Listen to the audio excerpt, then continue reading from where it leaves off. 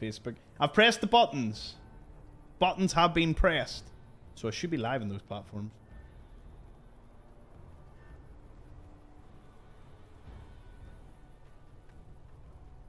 So let's see, what did I miss? You've had hype trains without me? What is this? I've never seen this before. Ah, Hank EU, Boiled Frog, resubbing. Been here 12 months, a year. With none other than the Boiled Frog. Hank you, sir. Queen, resub with Prime, also 12 months. It's been a year already. Clicked on the wrong button, I was gonna say. Were we not fixing that? Ah, well, here. Thank you very much. Cheers, Jason, by the way, for the wee sub as well. There was a lot of activity while I was gone. How was there so much activity? I wasn't here.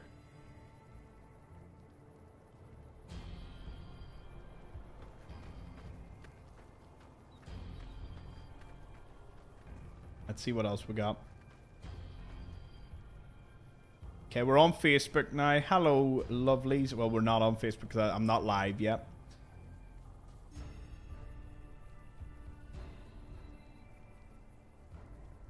Some people won't even know this isn't pre-recorded. I'm here. I'm in fact here. You are seeing me live.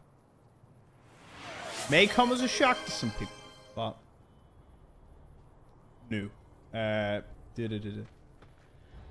I've got that. Don't need you. Don't need you. Minimize, minimize. Cheers, Tracy, for giving out a wee sub to Seaboos. Got a wee hype train. Off to a great start. But I want to talk to you. I want to talk to you about the event, about what was happening.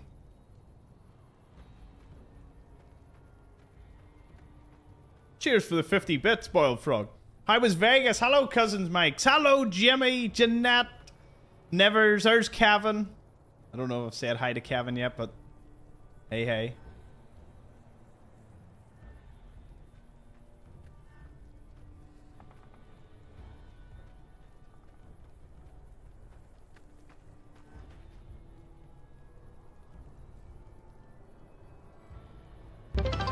Cheers, King. Cheers, Bullfrog.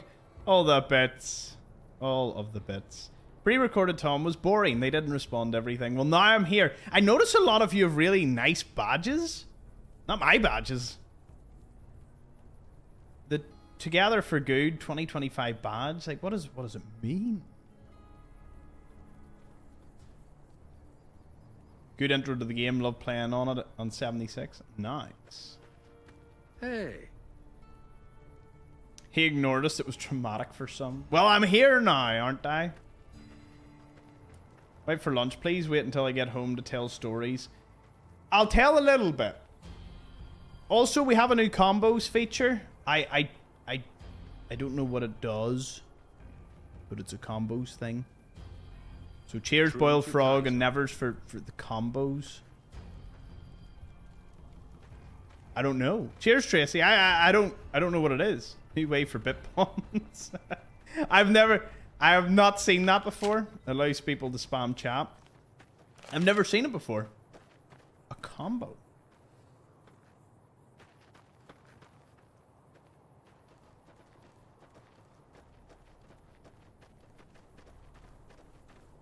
I think the badge is indirectly from the charity stream.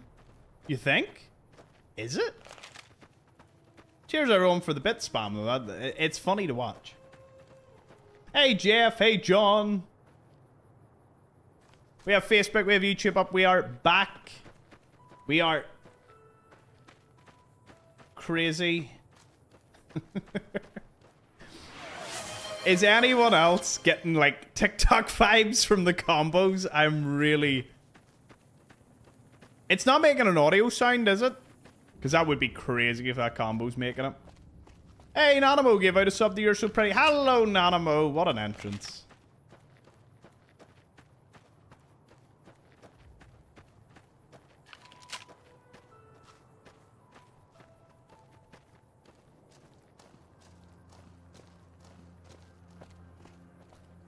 Okay, so.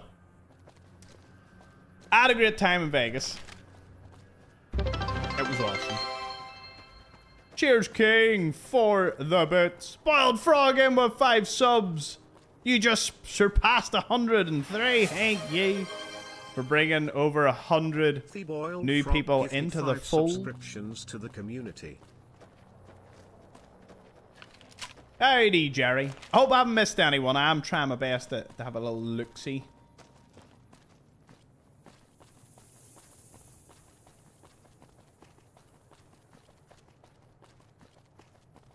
Hey, iGrotesque Dummy got a sub out of that. Nice. Anyone else in the chat? So, yes, if anyone has any questions, I will answer any and all of them. Glad to have you back, buddy. I appreciate it. It was great meeting Stinky Folds in the... Can't believe I said that username out fully. But it was great meeting you in person. Me and her husband, Tyler, did end up becoming best friends. It is just... as predicted. Right. it was great. How was Vegas? It was alright. Cool. It was alright. You just like my husband. You just liked all the actors. Don't even lie.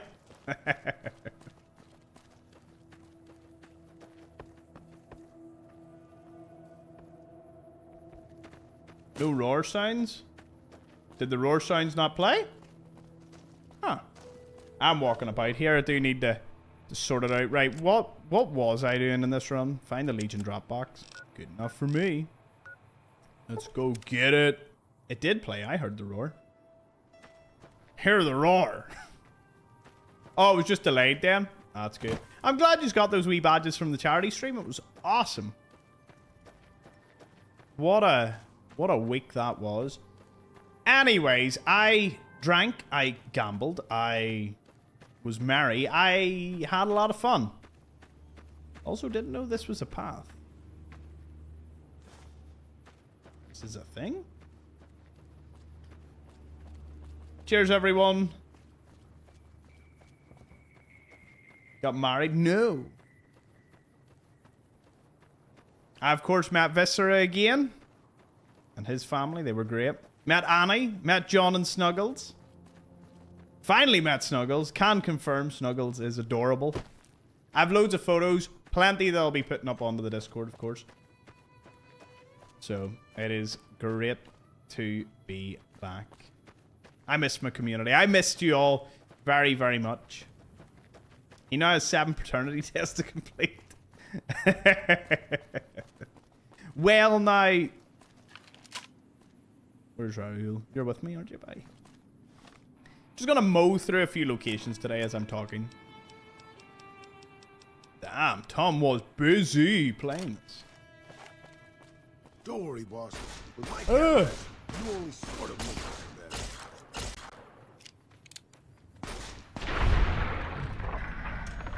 Our victory was purely thanks to your... So did you all miss me? boss. Not as a, oh, look at me, did you miss me? But I missed you. I'm actually, the reason I'm not going super in depth into Vegas right now is I'm just letting a few people like bounce back in. Kenny! Welcome back, sir. Welcome back, you were missed. Ah, me asking if I was missed Kenny in with a resub. Like, yeah, you were. 6 great months with Kenny. Did you laugh? Did you cry? How was that shot of rum? Nearly killed me, that shot of rum. I was not expecting it. I thought you would have went for like a sweet rum, but you went for like a really hardcore rum. I do want to say... Oh no. Not actually on my screen. Hold on, let me see.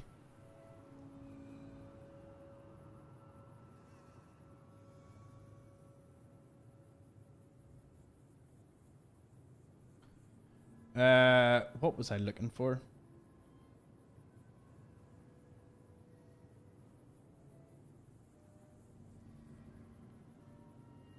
Uno momento. I need to actually remove the combos on my screen so I can see a few. No, they're all gone. I want to just give a special shout out and thanks to everyone that was like subbing, gifting subs, and doing loads of things while I was gone. It seems you all looked after one another, even in the pre-recorded. So thank you all very, very much. John is an ass in person. Tom can confirm it. Can't confirm it. He is.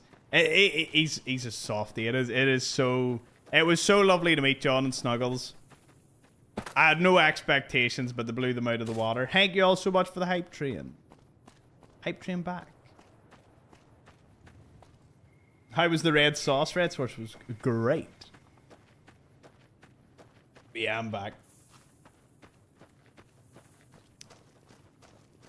So I'll give it another like 10 minutes.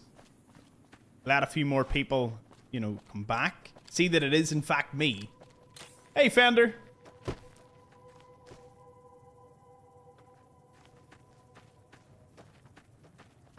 Nanimo, I bumped into someone who recognized my Explorer beanie a couple of days ago. I was in a shop queue. They walked by and asked if I watch you. They watch on YouTube but didn't say who it was. No way, Nanimo. No way. I actually don't even... Really? That is sick. Ah. What a story. I must tell the mum that one. She'll get a good kick out of that.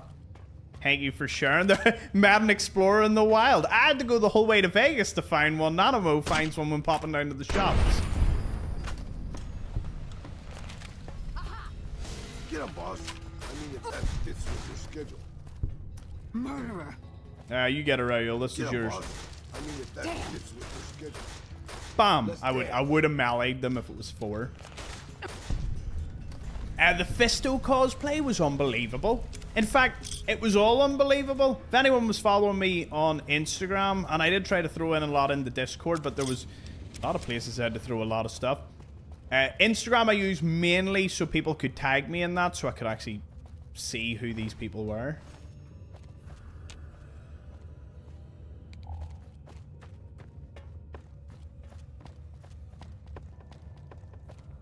There was a lot of notable people that I met. One of the... Ah!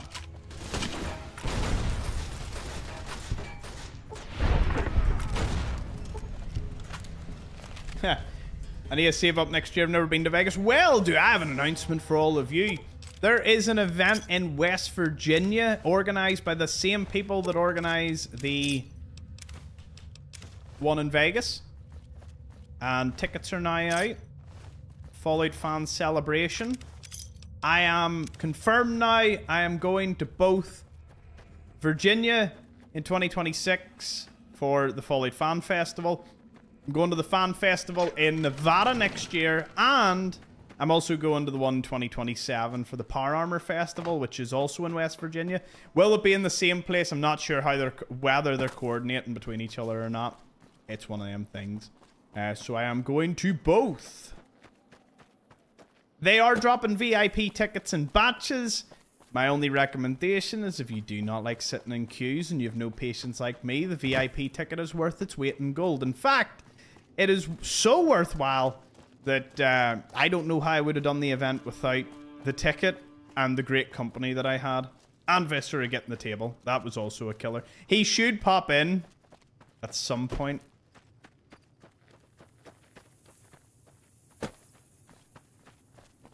But I highly recommend, if you're on the East Coast, check out the West Virginia event.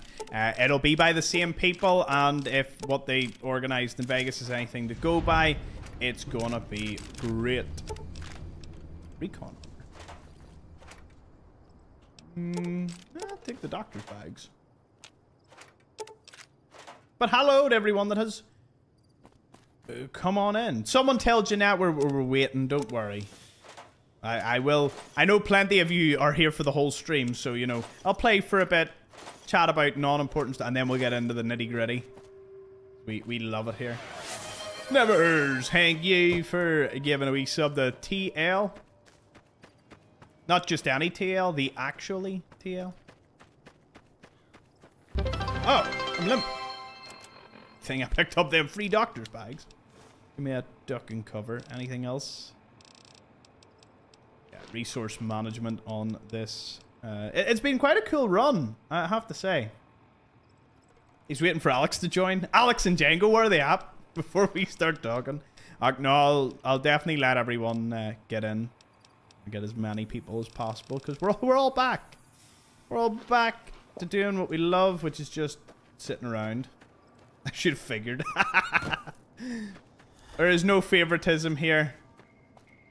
Unless there is. There might be.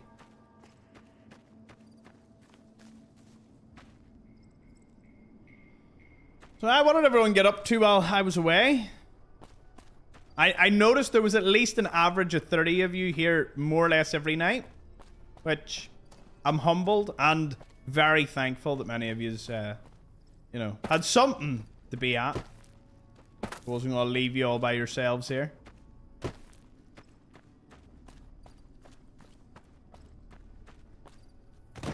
Cheers, Bran, for contributing to the combos with Boiled Frog and everyone else. I did see that.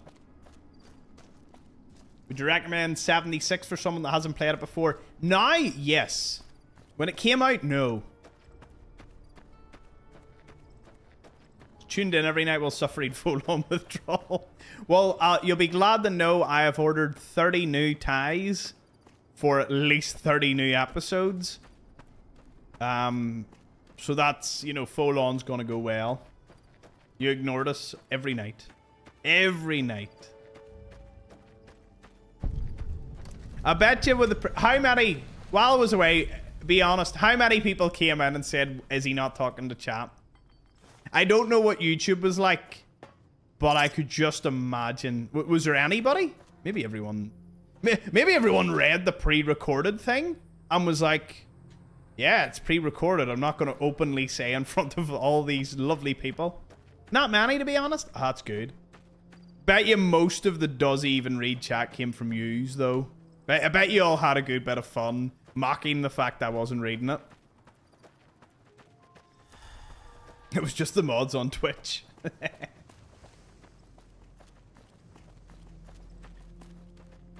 Now, while I just mentioned that I'm going to West Virginia and Nevada next year, I will throw in the caveat that I'll probably be going to 1 or 2 events in the UK as well.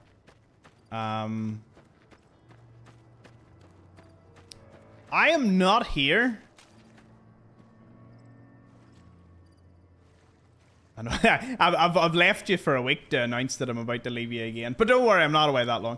I leave here for London on the 2nd of December, and I'm back from London on the 3rd. Yeah. Time for more fighting. I know. I should be here. Tougher than we look, huh? Guess my eyes weren't playing tricks after all. I guess old guys are tougher than we... Why am I going to London? I cannot tell you that.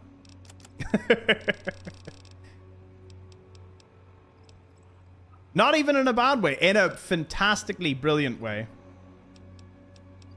You'll know all about it once it happens, but I can't say anything else beyond that. But I was allowed to at least say that I'm away to London. Get up, boss. I mean, if that Can you fits say in the no?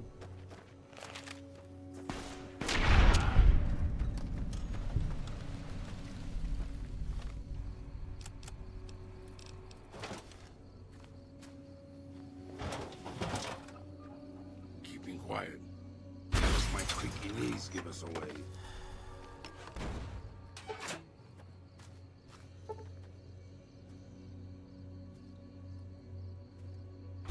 Have you considered reusing ties? No, actually. It's strange. I kind of want a real vast array of ties. So I'm making it my mission that not a single tie is duplicated. So every tie that's used is being put in like a separate box. So that I never use it again. We got company, boss. That's where your new wife lives? No. Also no. Sure, our victory was pure. Hey, Hummel. I think I've said hello to everybody that's come in today.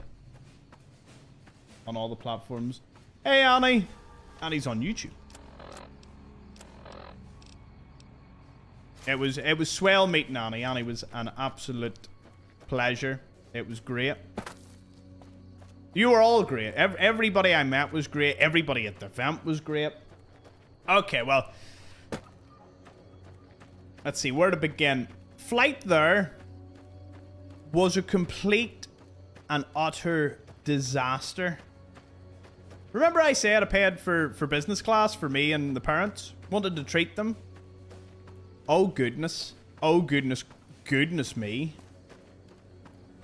So what happened was, and this is the brutal part, we get to the gate, and first of all, the business lounge where you get the free drink and free food was out of service in Dublin. That's just a bummer. It happens. It's going to take 6 months to refurbish. I didn't get to use it. So they give us like 20 euros worth. Now trust me, my mum and dad could definitely put away more than 20 euros of a voucher in terms of drink and free food at a lounge.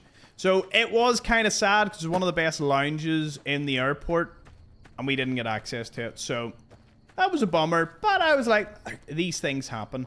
We got into the gate. This is where disaster strikes. They look at us and say, we've moved your seats. I paid extra to make sure me and my family were together on a very long flight in the more expensive section of the plane. Like, I went all out because I wanted to give my parents the best experience. And I was absolutely, like, dumbfounded. I was like, what? So we get onto the plane, and there's two women that are sort of giggly that they must have got upgraded or something.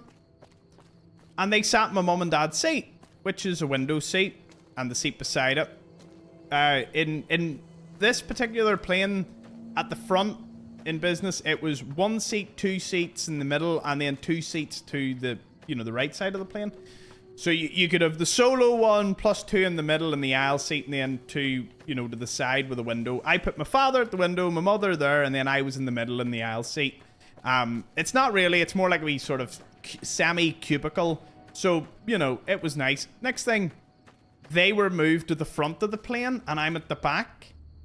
And I turned around, I was very, very polite, and I just said to them, I was like, excuse me, you moved my seats?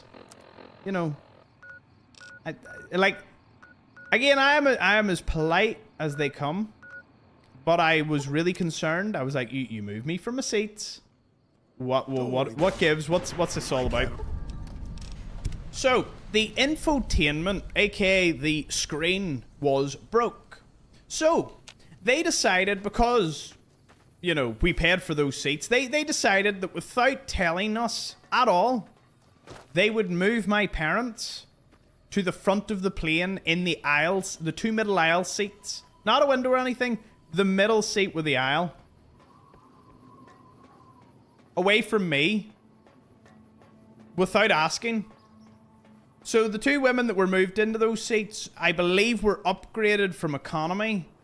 Or they were given a voucher. So they were compensated to take our seats that we got because the screens were broke.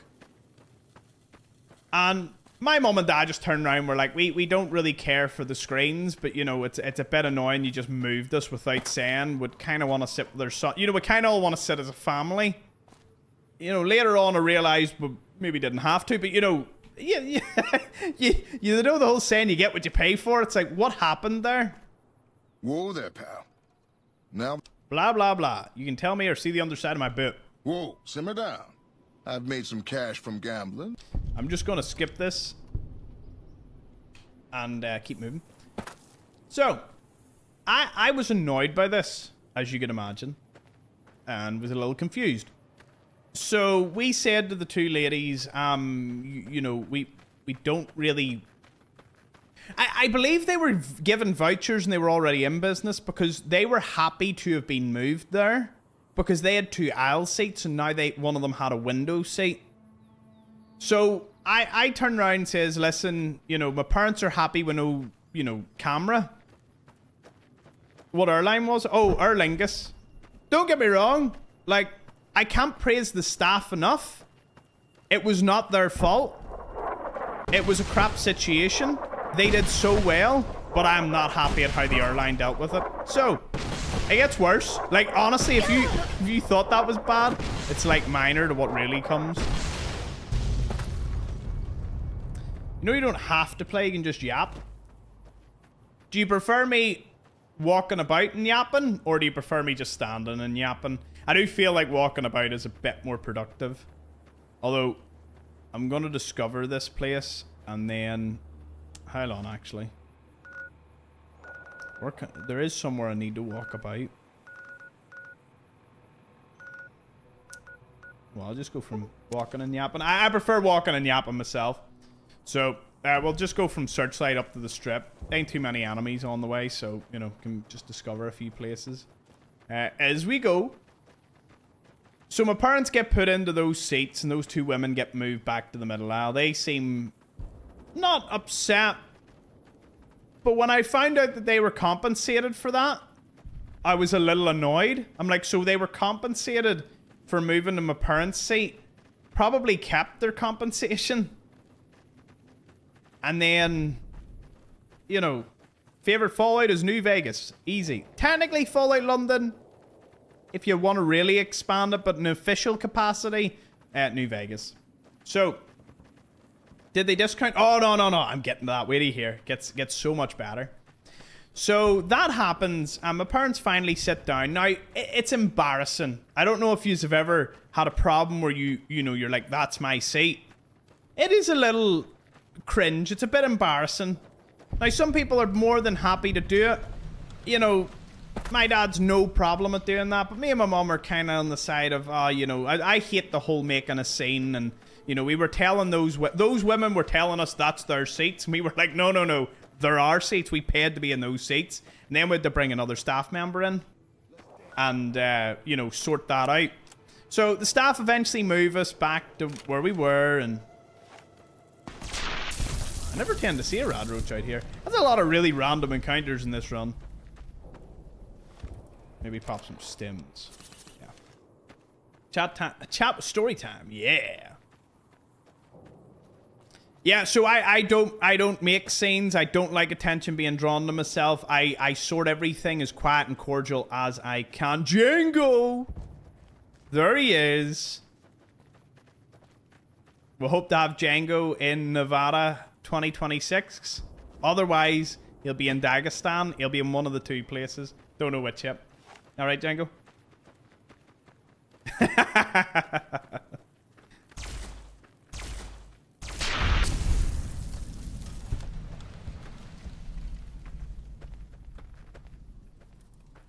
Yeah, so it gets worse. Don't worry. I'll fill yous all in. So, as the flight was going on, it was one of the best flights I've been on, right? Because I had a bed. And I don't know. I've never experienced anything quite like it. If, you know, the seat rolled into a bed and I just conked out. I woke up and was given alcohol and a steak dinner. And it was delicious. And I'm pretty sure that I woke up and heard the words, "We're all out of alcohol." And I was like, and your woman joked and said, only, you know, it's like, not for us, it's just for the back of the plane. There was a couple of parties and all, and they have drank out of their, like, they have like an allowance of like how much they'll give the economy and how much they'll hold back for business. Which is, look, I lived a life of luxury that flight. And it is what it is. 10 out of 10 would do it again if I could. So, what happened was, you know, we slept on. There was not much else happened during the flight. My parents didn't have a TV, so they, you know, they couldn't watch movies, couldn't do anything. And they kind of just drank and slept most of the flight, so they had a good time. But that was a whole big disaster. You know, it really and truly was a disaster. So, here's what happens on the way home. On the way home, we get to the gate. They look us dead in the eye and say, "There's an issue with your seats." I honestly, I have the patience of a saint. But I seen red. I was like, no. No. We've had to move you. And my dad perfectly put it across. He says, look, if this was any other time, I wouldn't care, but we paid, like, you have to pay for your seats. If you want to sit there, there is an extra cost involved. I don't care what anyone says. That is stupid and dumb that this is the second time. So, here's where it gets like, you think the world's rigged against you sometimes? My mum was like, terrible things happen in threes. We were sitting. The pilot of the plane walks up to 3 people in front of us and says, I got you upgraded to business. Okay? Both my mum and my dad and me were there as witness. I have got you upgraded to business. The 3 people, 2 sort of grannies and 1 sort of older fella. They were all giggly and all. Oh yeah. Got on the plane.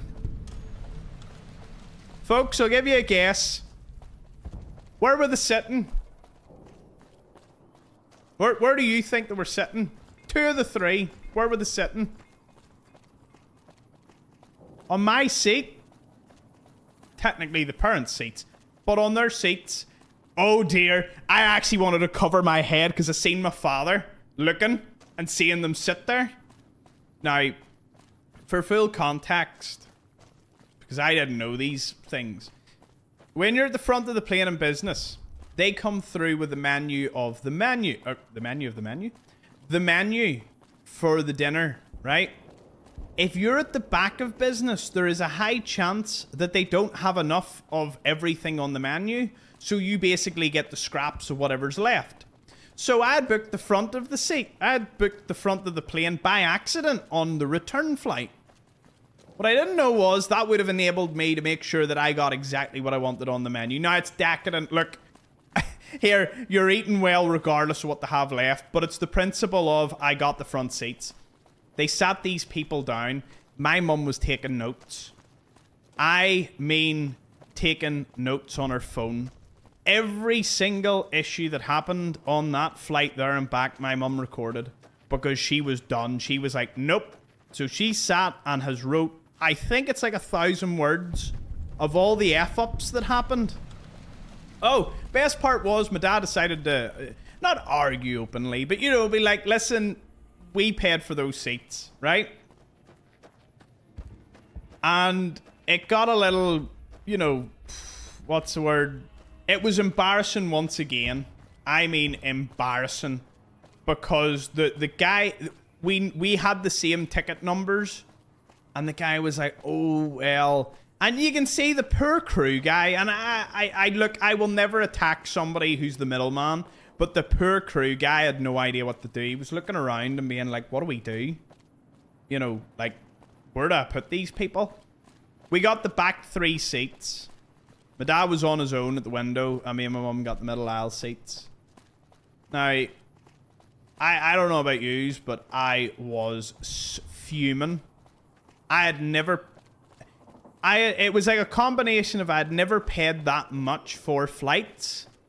Even though I got them quite cheap to what last year was, I had never paid that much.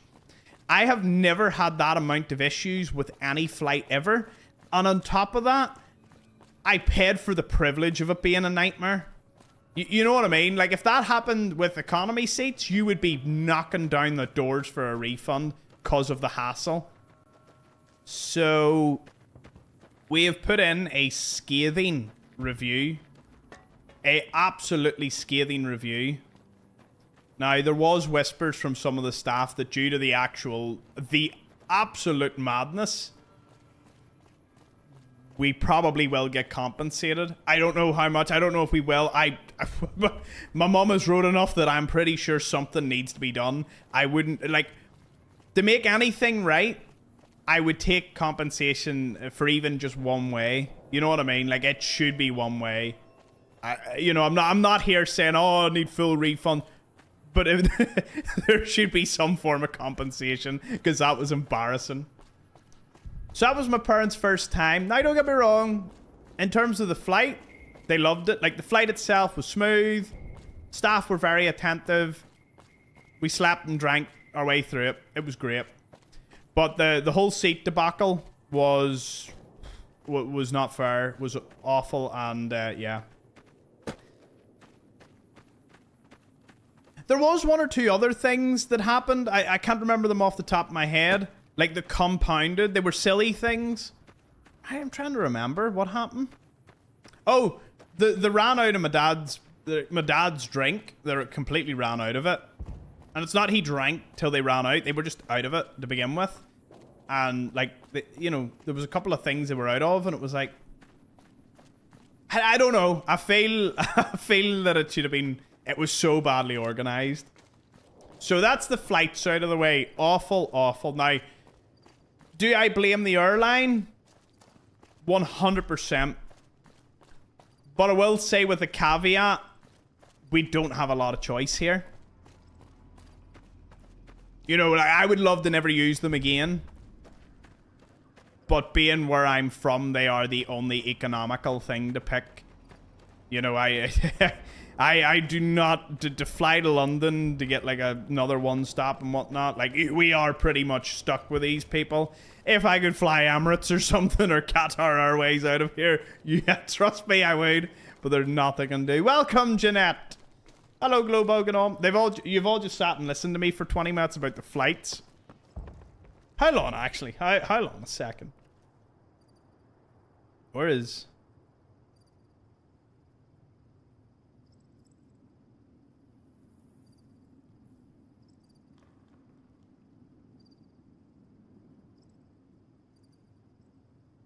I'll tell my mum to send me, like, her full thing to I see what I missed.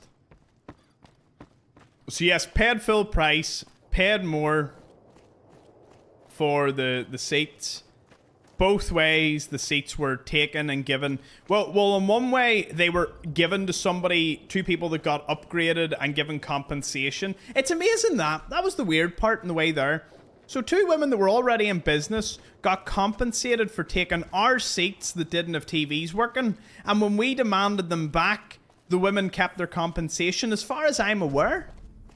So we weren't compensated for the fact that our TVs were... We were just told, oh, we're moving you away, despite you paying for all these seats in one place because you're a family. It was just stupid. You would...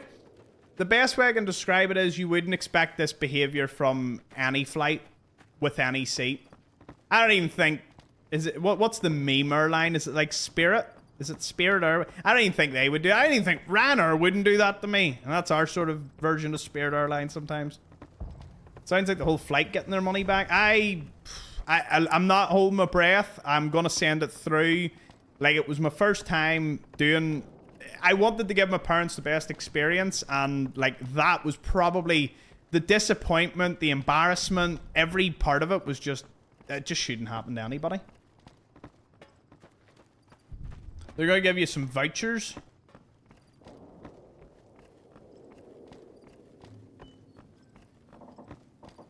If they give me a big enough voucher, it might be okay. Look, I do believe they'll be compensated for something. Like, they have to be. It was just wild. So, we've passed all that. Flights were awful. Now, let's move to Vegas. So I land in Vegas, and I must say, I couldn't live there.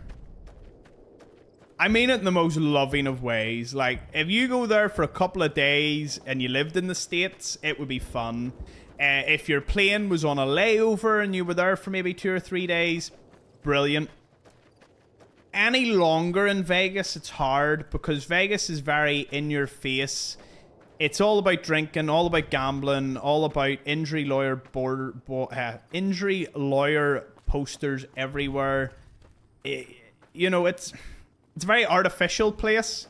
Sell, sell, sell. Gamble, gamble, gamble. Drink, drink, drink. Now, don't get me wrong. When you're in the midst of drinking and gambling, it's probably heaven on earth. For me, there's no way you could live there. Oh, people do live there, and, you know, a lot of the residents say, oh, we don't really go to the Strip and whatnot. And I was given a more local experience. Met a lot of fantastic people. You know? But in Vegas, you would run out of one of two things. You would run out of money or run out of health because your health bar would drop with the amount of drink and food, and just the decadence of it all is wild. I come from a tiny countryside town. It's a lot. There's a lot going on. Almost too much at times. Very, very, yeah.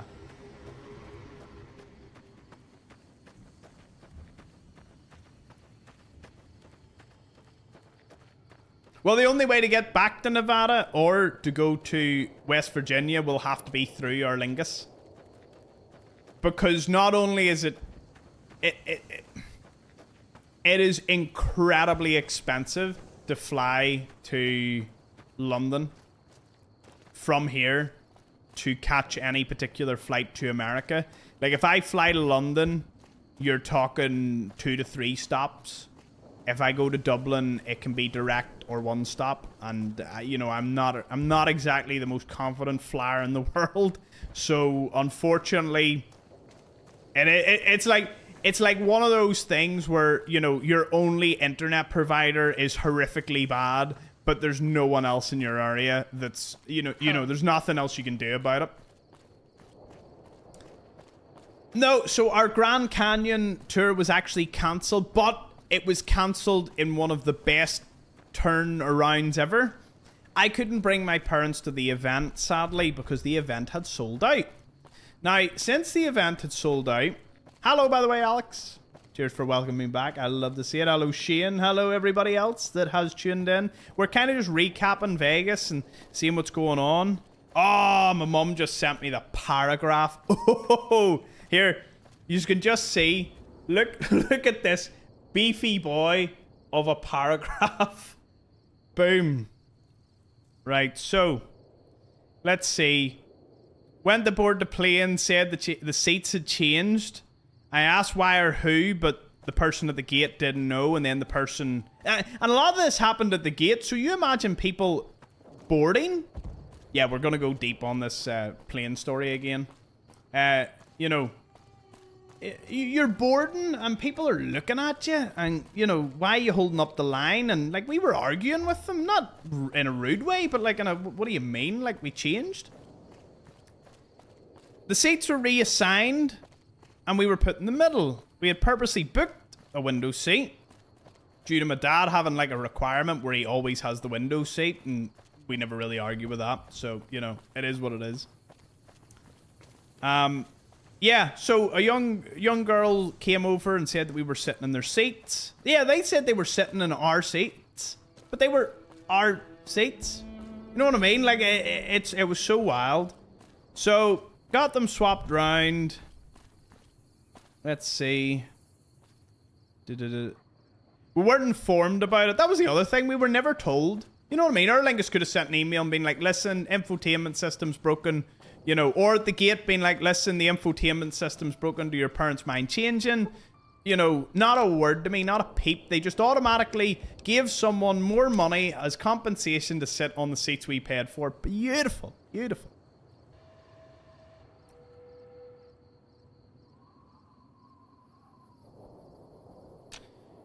On the way back, waiting to board the plane, the pilot approached 3 people and said that I have upgraded you in business.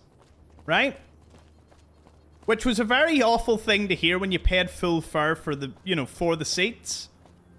We get on and then all of a sudden realize that the seats that they're on is our seats. So, you know, you can imagine the look on our faces. So yeah, it was embarrassing debating with people that had our, you know, it was like, we're 4A, and the dude says to me, Dad, no, I'm 4A, and I'm like, no, like, I know we're 4A, I booked 4A, like, there's nothing. And then, you know, both times we were the ones that kind of moved. Well, the first time, actually, my mum and dad stayed in those seats. But, yeah.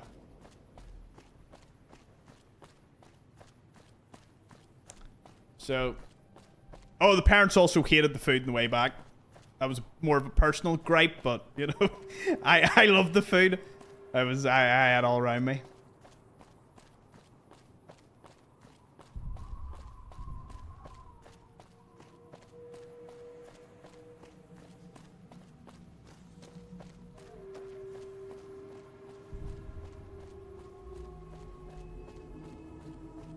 No mods, just performance ones. So yeah, it is great to be back. So back to Vegas. We were in the center of the strip in the Bellagio. Again, this was all just to give my parents the best experience for the amount of things that they do for me. I know I don't need to explain myself to anyone, but I felt that I was kind of pushing it out there with, you know, I wanted to kind of give the parents as good an experience as it could. Whether they come to Vegas next year is now on their own accord. This was my treat for them. So that happens. And I thought to myself, the room was great. Rooms were great. No problem there. A very long walk to the room. Like where you would get a car or taxi or Uber to our room was a good 20-minute walk. Like, it was a far room. Overviewed the fountains. It was amazing. And I realized that the Cosmopolitan, the Venetian, even Caesars, and the Parisian, like, they all overlook the fountains as well. So you could technically get one. What floor were you on? Floor 9. First year was 14, but this year was 9.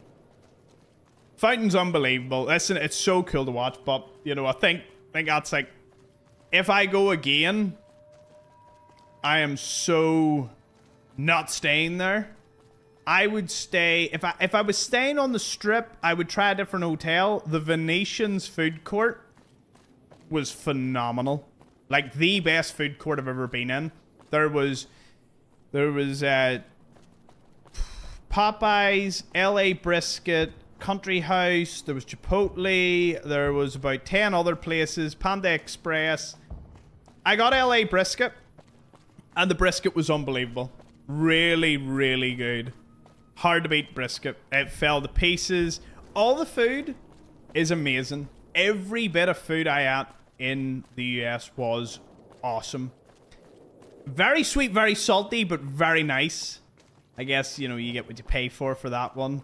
Our tour guide had a good one. Our tour guide was amazing. So what had happened?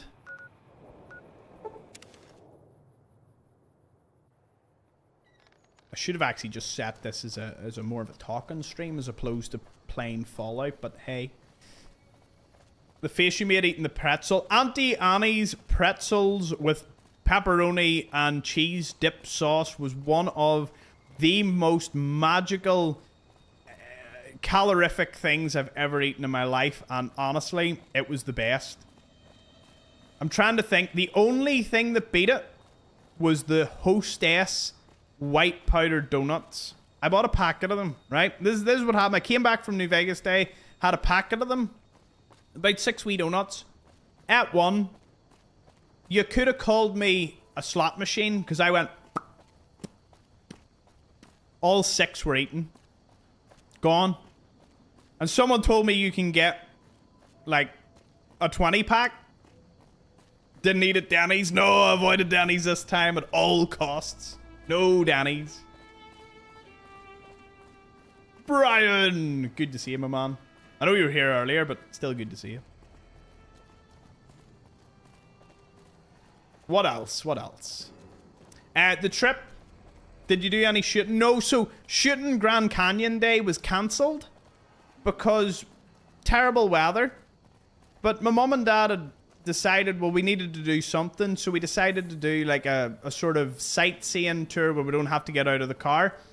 I'm kind of glad I didn't get to see the Grand Canyon in what was the most, it just rained.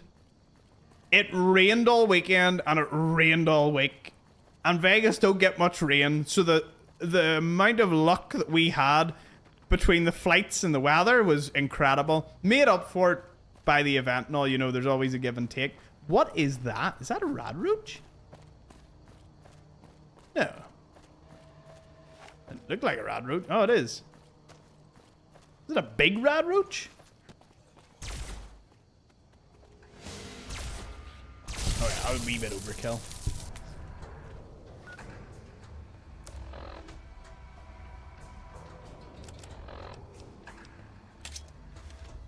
What was the other thing? Yeah, so we went to Nelson. Now, when I say Nelson, I mean Nelson. And Takata Cup Mine. Now, the two things are basically side by side. Like, it is accurately represented here, but they are more or less you're standing in Nelson. And Nelson's in 2 parts. So, there's OG Nelson, original Nelson. Some guy bought it, him and his wife. I think it was him and his wife. They bought the old town and like rebuilt it like a tourist place. It's also like a bit of a car graveyard. And the mine sits beside it, the Cattecup mine. And it was amazing. What a sight to behold. I'll be throwing all the photos up on Facebook, Insta, and the Discord about my trip to Nelson. Then we drove the whole way to here, more or less, which is at the edge of the Colorado River. And it was phenomenal. Hello, Jeremy. Jeremier? Maybe a better way to pronounce it. Jeremy R. I don't know where I got Mir from. Welcome aboard. So we went to the edge of the Colorado and it was quite a view. Now, the one thing about Vegas is, since the soil is the way it is, water don't seep into it. So when it rains, it creates like flash flood points. And when we were in Nelson, the rain was coming and your woman was like, you need to get out of here before 12 because if them rain clouds come over, there's a flood point in the road that you aren't getting by because it's like 5 or 6 foot of water. Our tour guide knew this. He was great. Actually, a really awesome dude who was telling me that for next year, they're actually developing like a Fallout tour with all the locations from New Vegas. And they're rolling it in. That's going to be insane. I would recommend that once I find any more details on it. No commission or anything off me yet. So, you know. So he took us from Nelson back to Vegas. And then took us out towards Sloan and the Magic Mountains. Now, the rain was pouring and the Magic Mountains didn't look that good. So, from Sloan, he very nicely drove us out to Good Springs to the saloon. So we got to see the saloon in all its glory 2 days after the event with my mum and dad. We sat, we drank, it was amazing. So that was great.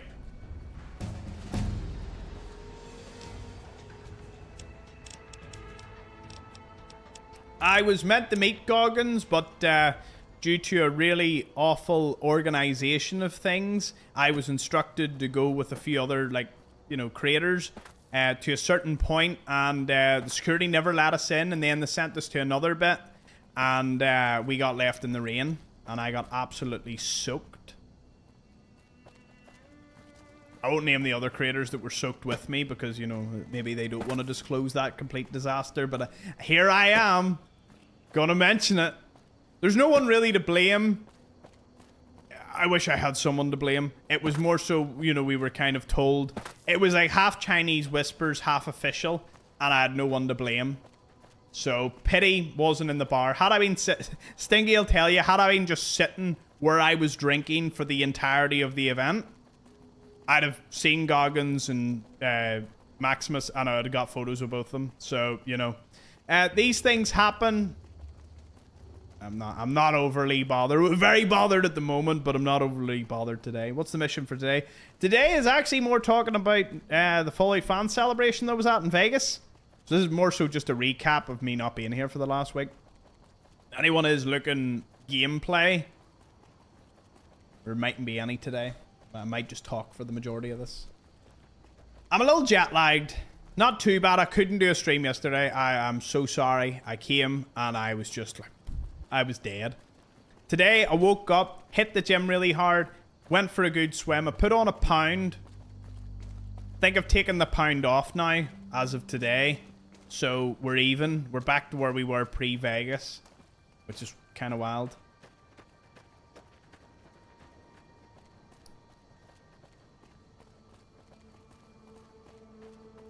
What else? What else? For the event itself, I met a lot of amazing people. Creators, cosplayers, fans, people that knew me, people that didn't know me, but they really do, you know, they really were digging the Elder Maxon outfit that I had going on. It was awesome. I met Mark Meir, the voice of Shepard, Commander Shepard in the Mass Effect games. He found me. I did not find him. He found me. And I won't lie. I didn't know who it was. And he came up to me and he was wearing such a cool cosplay outfit. You know, I'm not gonna sit here and pretend he is, that I knew who it was. And he was so kind, lovely, came up and he said to me that he was a big fan. He had watched our content. I say our content as a community. He had watched our content and, you know, he was a really big fan. And he encouraged me to play Mass Effect. Said he'd do a wee video for me. Which, honestly, I've never been offered something as kind as that. I didn't even know how to really respond at the time. I wish I had a beer with them, but it was so go at the event. I feel bad I didn't get to know people enough. You know? Like, the people I was with, such as Viscera, John and Snuggles, Annie, Stinky, they got the most talk time, and even they didn't get as much talk time as I would like to give. It was just, I was constantly out and about, talking to people, taking photos, meeting people. It was so good. Thomas, I'm not going to cosplay. Listen, it was all done privately. I knew I couldn't tell you because I'd be just dragged through the coals for not telling you. So I was like, I'll surprise everybody. And boom, went. Got the haircut. So I got the haircut as Elder Maxon. I got his big jacket and I got a pair of Doc Marten boots, heavy jeans. Now, the only things that were missing is I had to wear a black t-shirt underneath. I wish I had a more authentic, you know, like with the vertibird sort of things. Someone had like a more authentic looking suit, but I'm sorry, I think I wore. I must say, people told me. I'm gonna sound like a U.S. president in a second here and say, people told me that I was the best, and I looked around and I was like, people had better outfits, but I definitely suited it. I filled out the outfit. I had the hairstyle. I even had the demeanor. And it was good. A lot of people complimented it. No scar. So the scar, I would like the scar, and I would like the more authentic, like, you know, with the hooks, or not the hooks, the things. What do you call them? You guys and ladies will try and find. Yes, John. I'm sure he doesn't mind the story. I was getting on the bus, and John was right behind me with Snuggles. And I sat down on the bus and looked around, and there was no John. He had been stopped by a silly bus driver who had told him that he wasn't allowed on with an animal. Wasn't allowed on with Snuggles. Like, what world do we live in? And then he was let on every bus after that. Makes sense of that, folks. So, yeah, John's day one was unfortunately a little ruined by a bus driver who didn't seem to want to be there. He didn't look like he cared or anything. The whole demeanor and all. Hey, you Scott. Good to have Kenny in here as well. But I'm glad yous all had as much fun as yous could without me. In fact, maybe a little too much fun when I was looking at chat sometimes. So, it was great. The vendor village at the event was amazing. The amount of custom-made stuff. Like, day one, honestly, my only regret is not having spent more time in the vendor village on day one, because all the custom stuff was incredible. Absolutely incredible. There was so much stuff. But for me, it was... I spent more day 1 and 2 talking to people, walking around, trying to find everybody. I spent a brief bit of time with other creators talking, but I spent the majority of the time just getting to know new people.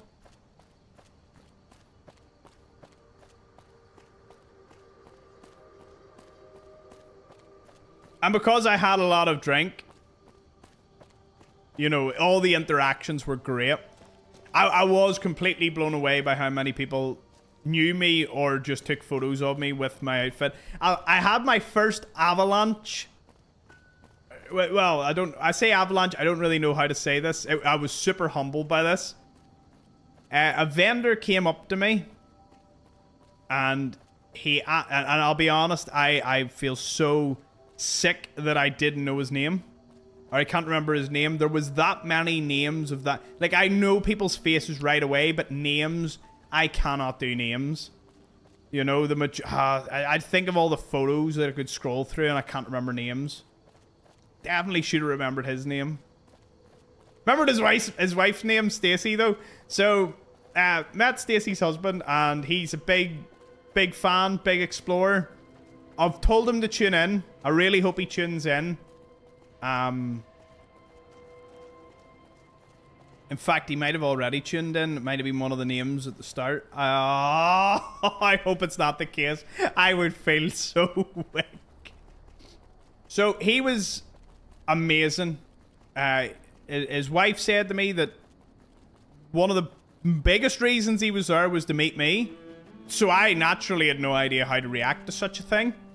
He gave me that really cool Brotherhood of Steel pendant, which is still in my suitcase that I need to unpack. There's so much stuff I need to show you that's in my case, so I'll be trickling that out as the days go past.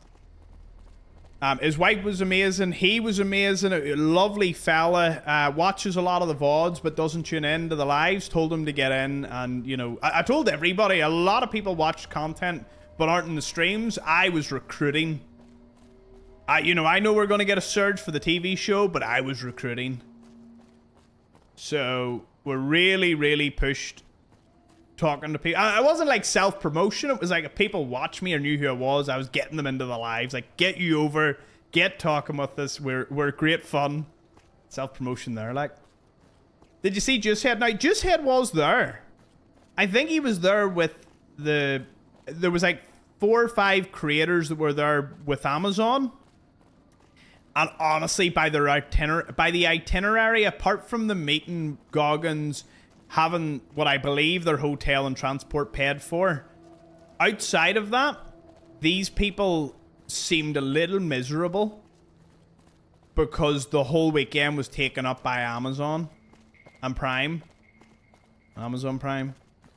You know, so much was taken up by them. They didn't really have a holiday or a weekend. You know, I don't know how that would have worked for me. The most I was asked for was to be at the Atomic Museum on Thursday for a creators thing. I ended up going on Monday and ran into a couple of the creators and cosplayers I'd met at the event, and we had a great time going through there. It was Onyx, Props, Pickled Goat, and Zeo cosplay. Zeo being one of the best creators I've ever met. He was so chill. I ran into this dude all the time, and he always had a big smile on his face. He wore the winter NCR Ranger. It was the one where you see me, Stinky as Boone, and did he kill himself? Oh no, he didn't. So yeah, did you get any pennies pressed? No, the machine was kind of not working when we were there, which was a bit of a pity. Like, it wasn't stamping right, so I was like, nah, I'm not wasting it on that. But I did get a lot of other stuff. So yes, Juicehead was there, but see, I wouldn't have, until after the event where I seen photos of Juicehead, I wouldn't have known it was Juicehead. No offense intended, but you know, if you're not a creator that has your face out in a lot of content or any content, like, it's apparently AI Chess Breach was there as well. You know, there was a couple of big creators that I don't think anyone really found. They were there, but you know, at the end of the day, if I didn't really put out in socials that I was there, I could have went real incognito. Yeah. Time for more fighting. I know. Yeah. Yeah. Time for more fighting. I know. What else? How much money did I spend? By the way, if you have any questions, throw your questions in and I will answer any and all of them. How much alcohol did I spend? I don't know. Probably a couple of $100.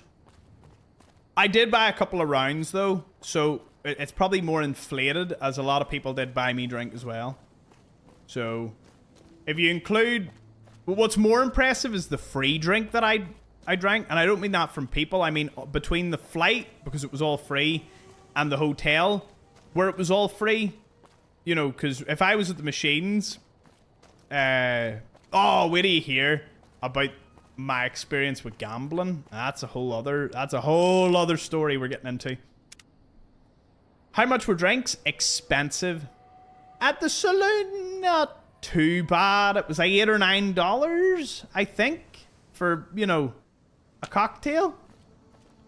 Still on the expensive side, but I still tipped. You know, you were at the event, you were having fun. I probably only had 6 or 7 drinks throughout the whole day, you know? Many more when I got to the casino. So, here's the thing about my gambling. I discovered something. I don't like sitting at the tables by myself. I have no interest at sitting at the tables by myself. Oh, here. My mum and dad got like a wine, a bottle of water, and cigarettes, and I think it was like $60. It was something like it was an enormous price. The Bellagio is crazy when it comes to buying anything in it. Like, that's what I mean. Like, when you're in Vegas, you need money. You need money to play the games. You need money to buy anything. You need serious money to just exist in this place.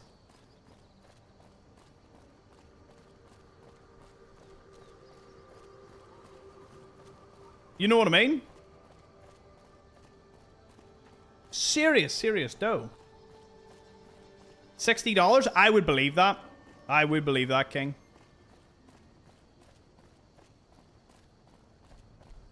So yeah, what else happened? What else? So I don't like sitting at the roulette by myself. And there was just like really like aggressive gamblers.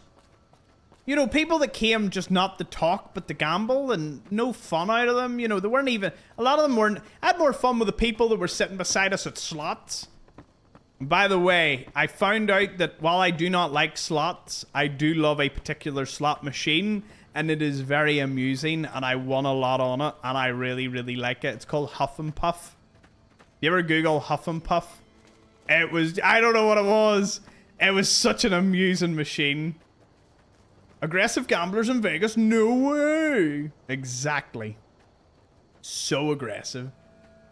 Now, I don't mean aggressive towards me. I mean, Alex is here. Welcome back, brother. Now I can start talking about my entire trip. We paused until you arrived, sir. You and Django are now here, so we now start talking. I'll play into the favoritism. It's as fun, like. So, I was listening. Even better.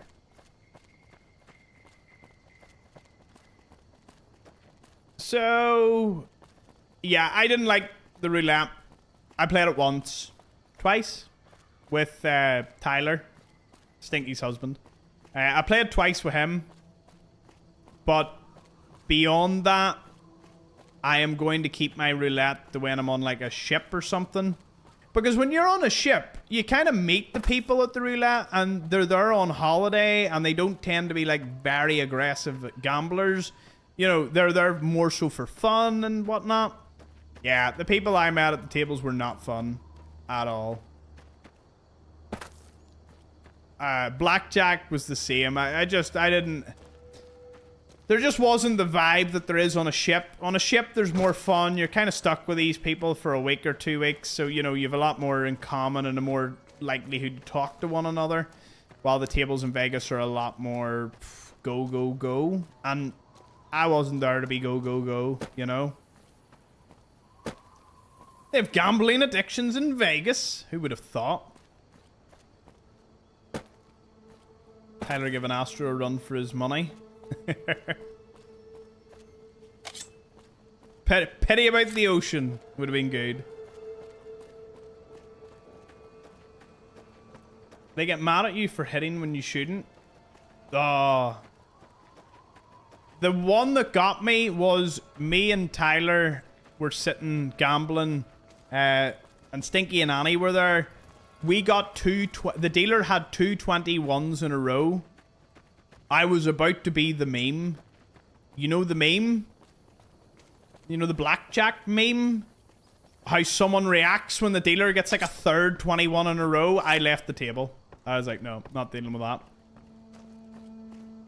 But, yeah. It was good. Let me see, anything else with the event? So, I went to no panels and met no voice actors. I'm sorry, I wasn't paying 45 bucks for you know, an autograph. I did autograph a couple of things. I didn't charge anyone anything. You know, I think a lot of the proceeds went directly to the actors or directly, you know, to charity and whatnot. Like, that was really nice of them, but I was not paying for any. So, you know, that was me. Never met any of them. Not a single. The only voice actor I met was Mark, and, you know, from his advice and everyone else's advice, I think I'm going to play Mass Effect. So, you know, it's pretty good. What else? What else? Again, if you've any questions about any part of the trip, go for it, because I'm trying to recollect. Parents loved the saloon. They were amazing. Saloon was great. The staff at the saloon do a serious amount of job, or a serious job. Now, the only thing that was a little wild was the transportation. If you had a VIP card, you got your drinks first. You got into everything first. You got on the buses first. You really and truly get everything first. What was the best souvenir you came back with? Gosh, of so many. I have a snow globe of the Pioneer Saloon, which is probably one of the best things I've ever bought. I think it's a big snow globe with the saloon in it. I would show you, but my bag is still in the car. I won a helmet. A Slocum's Joe helmet. Custom designed by that Fallout guy. Do you play New Vegas on PC? I do indeed. I play on PC, but play with an Xbox remote. Yeah, figure that one out. Jason, ask questions. Yes. I want all the questions. So yeah, if you had VIP, you got into everything first. You got on the buses first. And the queue to get into everything was insane. I think the estimates were 10,000 people over the 3 days. If you weren't on that bus, and you needed to be on that bus, God help you. I don't know how they did it. I've preached here as to how much I absolutely hate queues or lines, whichever one. I got a few people were saying to me, like, lines, not queues. I was like, look at this queue, and everyone was like, what? Can you speak American, sir? It's a line. Yeah. So the lines were terrible, but I was complaining about it. But what was kind of mad is that everyone that had non-VIP tickets was reassuring me that this is the way things are. You know, I didn't want to come off like a communist that we should all be perfectly equal, but I was like, this is a little bit, you know, it's a bit over the top that I waited a total of 20 seconds to get on the shuttle and people were waiting 2 hours. I said, look, I appreciate the VIP experience, but I'm going to point out that I think for the rest of the attendees, max an hour should have been maximum of 1 hour wait for anything. VIP will be hard to get next year. So many people saw the treatment we were getting and we're going to upgrade. Well, I snagged mine. Do you know how I found out about them? We were in the Pioneer Saloon with my mum and dad. My mum asked something to the woman, and she's like, oh, I think our tickets are up now. My mum opened the app, and she got me the West Virginia one for my birthday. For Christmas, sorry. My birthday. Got me for Christmas the West Virginia one, and I sniped the Nevada one, just so I could be completely 100% sure I was going. What I will say, big shout out to Mo for that one. Now, for anyone that didn't get it, there's some good news.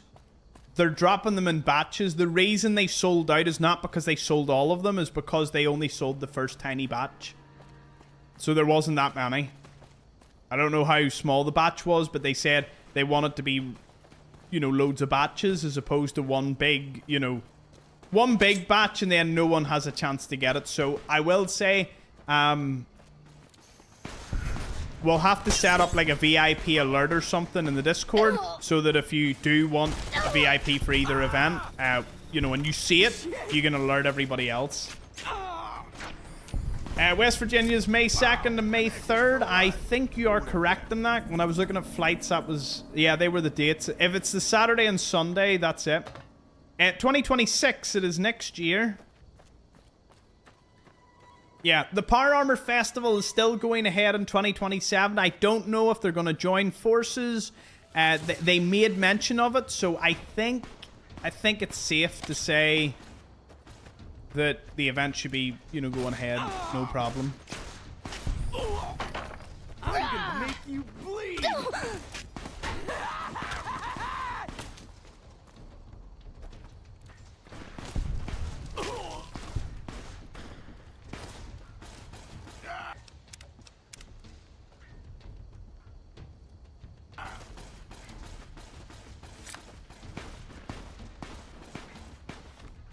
I think they'll join together, probably.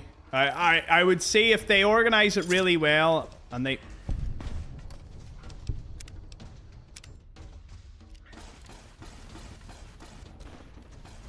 Flashbanged.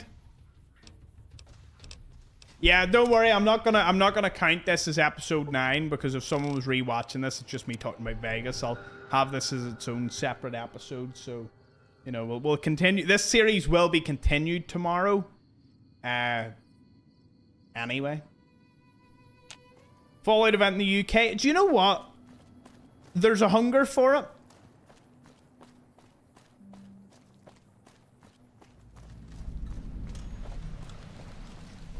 The location won't be as iconic, but Fallout 76 Pleasant Point looks amazing. Like, I looked it up already. It looks like the most picturesque place. I want to visit it more than Vegas. Because I want to see what West Virginia's like. You know what I mean? Like, I really want to see it. It looks so quaint and great. Bethesda Game Studios, yeah, they had a couple of people there. Obsidian was there in force. They had all their developers there.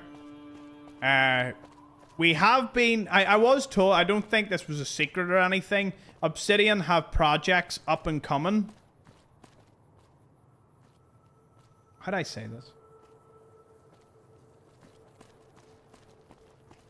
No problem, Sebos. Enjoy the F1. I know my dad's getting up early to watch it as well. So much cheaper watching it at home. The nights, it's like 10x for a hotel room. So, I was there, and I must say, see, Bethesda cut their UK, well, technically Microsoft, cut their UK community team. So they don't have as big a presence in that field anymore.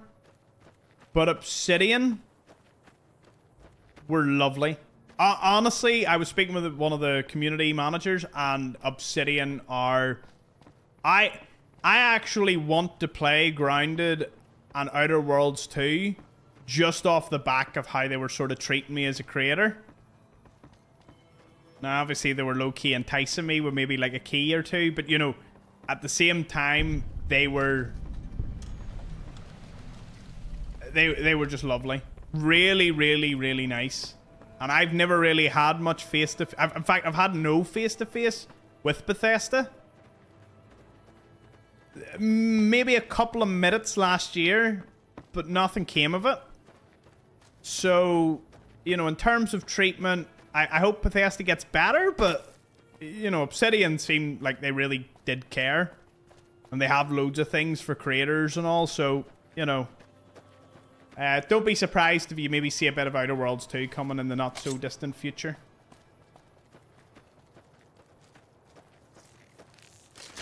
Don't worry, boss. With my cataracts, you only sort of look like the bad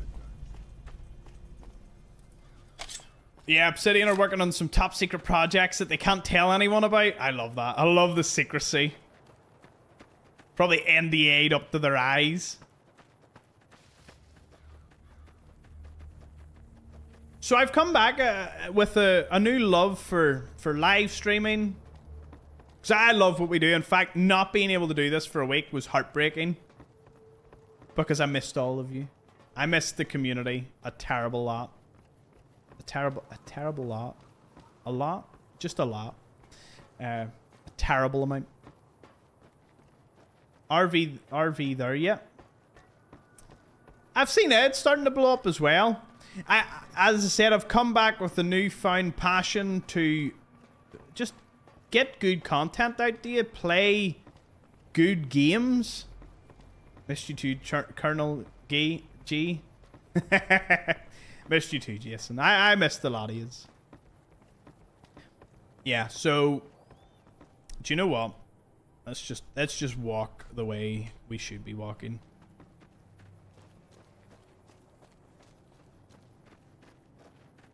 Yes, I'm not really going to touch Fallout 4 until the next update, because even this one didn't fix some of the major problems. I'll still do a bit of content, like how to start, but I'm probably not going to do any mega playthrough until, you know, that update in the 24th lands. Oh, I missed you too, Jeanette.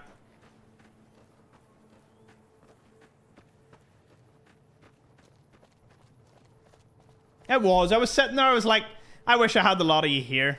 It would be great. Who knows? We might get to such a size that we could have our own wee event. Explorer event.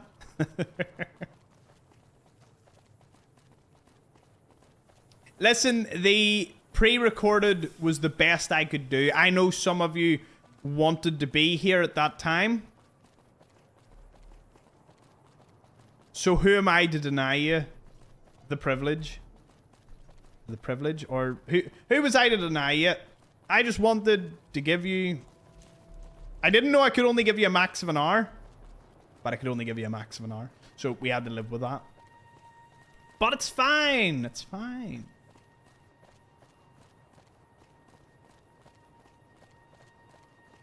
Hey, buddy. Yeah, it was nice to stay connected. That's all I wanted. I just wanted you... And then I was meant to springboard in last night with like, how big I'm back. And it obviously didn't really work out that well.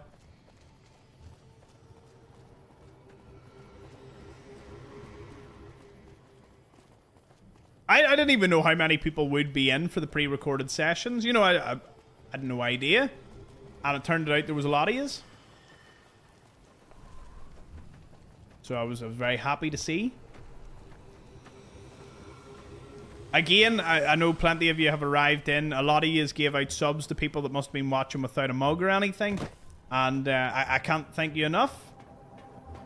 Because, well, I wasn't here to say thanks, so...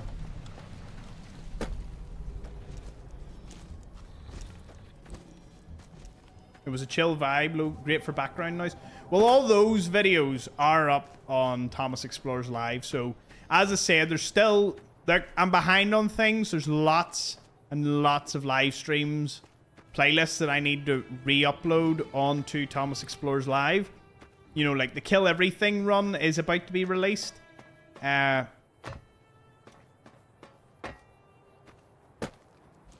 had a couple of hype trains. I seen. Now, I was going to give thanks, but the combos actually drowned out the activity feed. And the activity feed only goes back like 200 things. So I can't even see. Miss Folon, though. Folon released yesterday and today, and there's one tomorrow.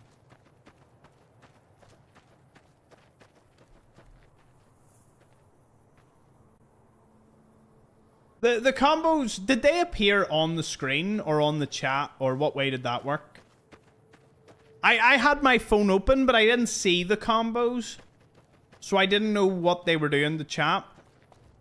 I'm going to be very defensive on chat. I've realized that chat is like the beating heart of this community. And I don't care if I can protect it to the point that there's so much going on, it's hard to keep up. But I don't really want any... It's, again... Oh, cheers, Nanimo. Giving out a wee sub to Jeremy. Thank you, Nanimo.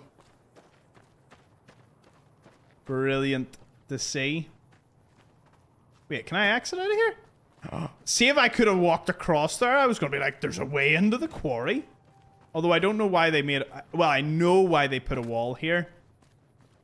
I think they would have the option to not. Okay.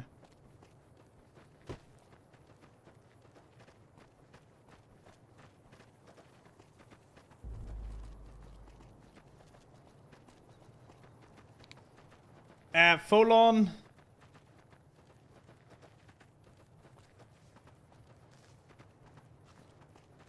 Listen, the combos thing just unlocked last night. So...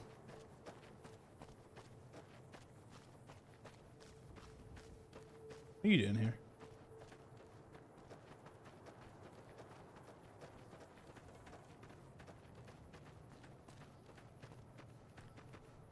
Point received.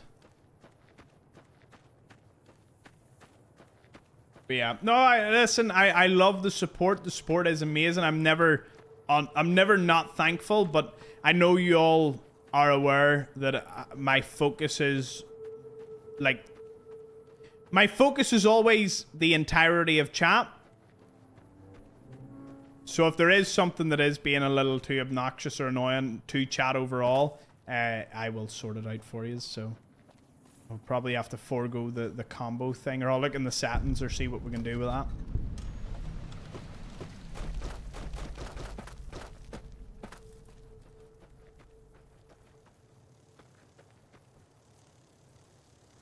Hi Gary, yeah, the graphics aren't as sharp as Fallout 4 because Fallout New Vegas is very old. But to be fair, I'm running a few visual mods, so it's a lot better looking than it did. Not seeing any full-on but beyond Thief of White Farm. Oh, you've seen all the members only ones? Yeah. I have 30 more ties coming. And I have like 2 ties, so I'm hoping to do a few episodes tomorrow for you. And once the 30 comes, I can just start really grinding through ties. Become a tie salesman.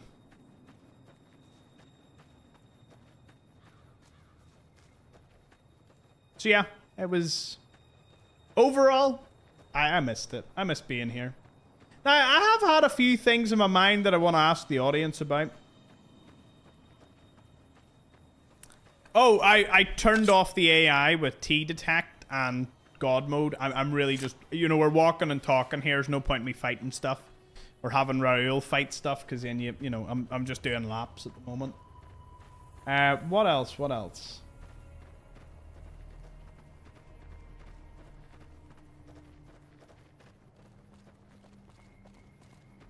Yeah, I had a great time. The event was amazing. Met a lot of great people. Gambled. Won $800 on the machine because my father walked up and said something along the lines of go big or go home, and he smacked the $6.25 bet. I was only doing $2.50 on the machine, and I'd won like a couple of hundred at that point. It wasn't too bad, and he hit the $6.25, laughed. It went ding, ding, ding. It was probably a 10-minute long animation, and I won $800. Then proceeded to play it for another $50, and I won another $400. And it was such a great experience with, you know, me and my father. Because we weren't doing too well that day on the machines. You know, him and my mum were having a great time. I was kind of bouncing about. And then when I came back, we won that, and it was all celebrations. Still need to convert the dollars. I don't know where I'm going to convert them, but I have to convert them. And because we won 800 and then 400, I don't think there was any, you know, like you didn't have to fill out any forms or silly stuff like that. Not that I won anything. I didn't win a penny. I don't even know. I didn't even gamble.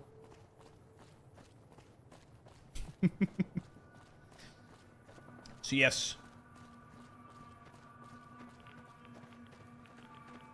What do I have to ask?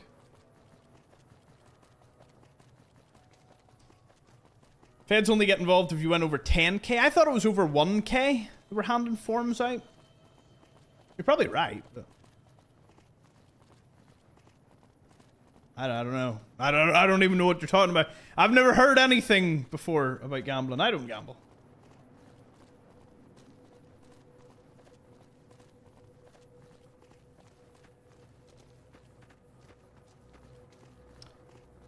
So yeah. Trying to think of anything else that happened. Did the tour. Drank. Gambled. Beautiful. Beautiful sight. Did exactly what needed to be done.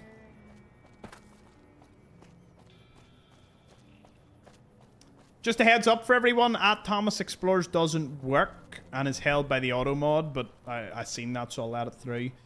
Trying the new content creation. Yes, they're dropping an update in like 2 days' time. 24th, I think Kenny said. And it should fix a lot of the problems. I am going to do a guide for, obviously, all the new CC quests, because I've been inundated with questions about doing them. So, I'm going to try them out.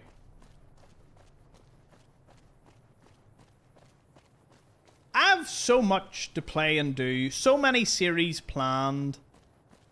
It's kind of mental. So, you know, I suppose I'll test the community out here.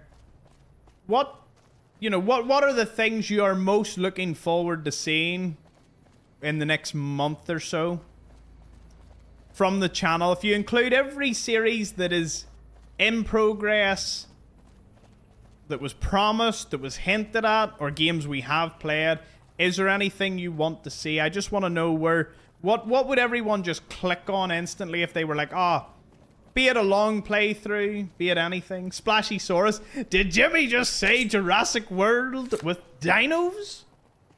Minecraft.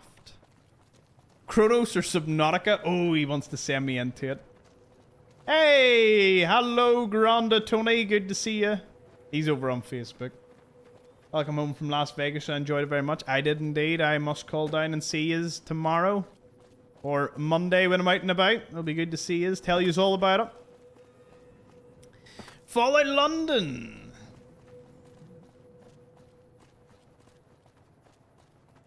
Kronos. The Kronos. Where is it? So, I'm glad that yous all have given me exactly what I was expecting. I second Minecraft. Yeah.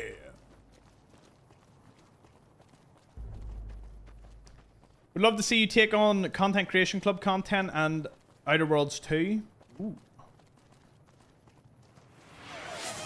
Jason gave a sub to Django or Ognajay, depending on how you want to pronounce it.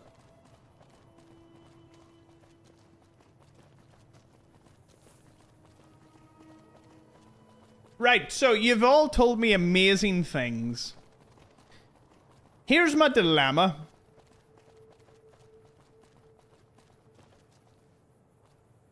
So, my dilemma is...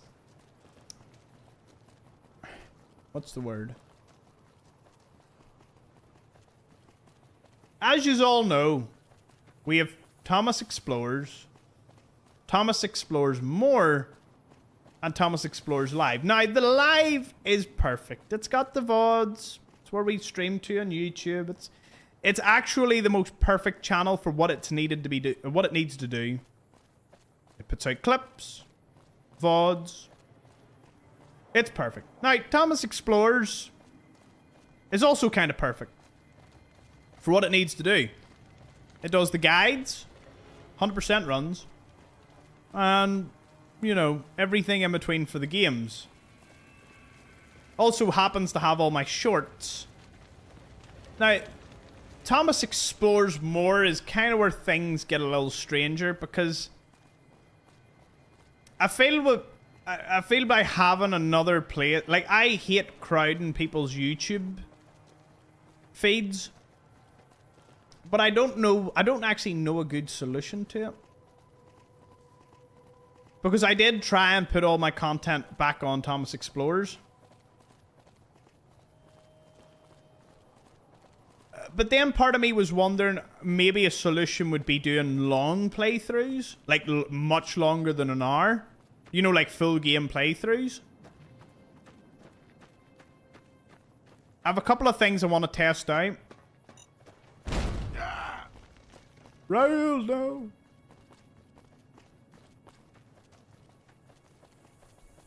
But that's all things that'll be coming. I'll be working out. How many of you actually go to Thomas Explores More? How many of you even knew there was a second channel? I don't mention it that much. I actually don't mention it nearly as much as I probably should. Because multiple social medias gets a little crazy. It's funny, Thomas Explores TikTok and Facebook have... They are like combined. you know, like every single time I look at it, there, you know, all the clips, everything's just on one channel, not on two. They're just on one. There's no Thomas Explores Live TikTok. Not very often, as I forget it's there. Never heard of it. Ah, king. I watch more for Megabonk. Megabonk. See, that's the other thing I want to say. I now that I'm back from Vegas, I'm doing one of those things, you know, where I look around. And I think to myself, I want to deliver more and better content for all of you. So I'll be looking at ways to sort of mitigate things. Not mitigate, it's... I've got to the point I kind of don't want to flood people's feeds. You know, I think your feeds are kind of very valuable space, and I don't want to take it all off of you. And I do think there is a being spread too thin. So... currently working on solution to that. Part of me thinks maybe to do, you know, like a 7 or 8 hour video for one game of just the whole playthrough of the game, putting it on Thomas Explores, the main channel, and having a playlist of just long playthroughs of games. Because the bread and butter is Fallout and Skyrim and whatnot, and I have enough Fallout. Like, I have enough Fallout, I don't need to play any other game. By the time I finish Fallout 3, Fallout London, even another Fallout 4 playthrough, by the time I finish all those, I don't even need to delve into any other games, but I want to. No idea. There are games I want to play. I really want to play Wandering Village. I really want to play Minecraft. I want to play more Brotato. I want to... There's so much. But I want to make sure it's right for the community.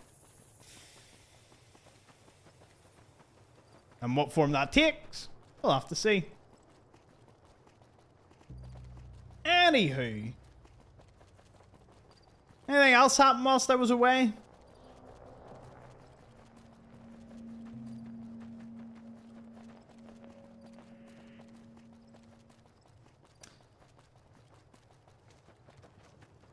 It'll only flood someone's feed if they follow and sub each channel, and if so, they obviously wanted all your channels and won't mind being flooded. I do think 3 channels is too much confusing. Yeah. It's... What's funny is, I kind of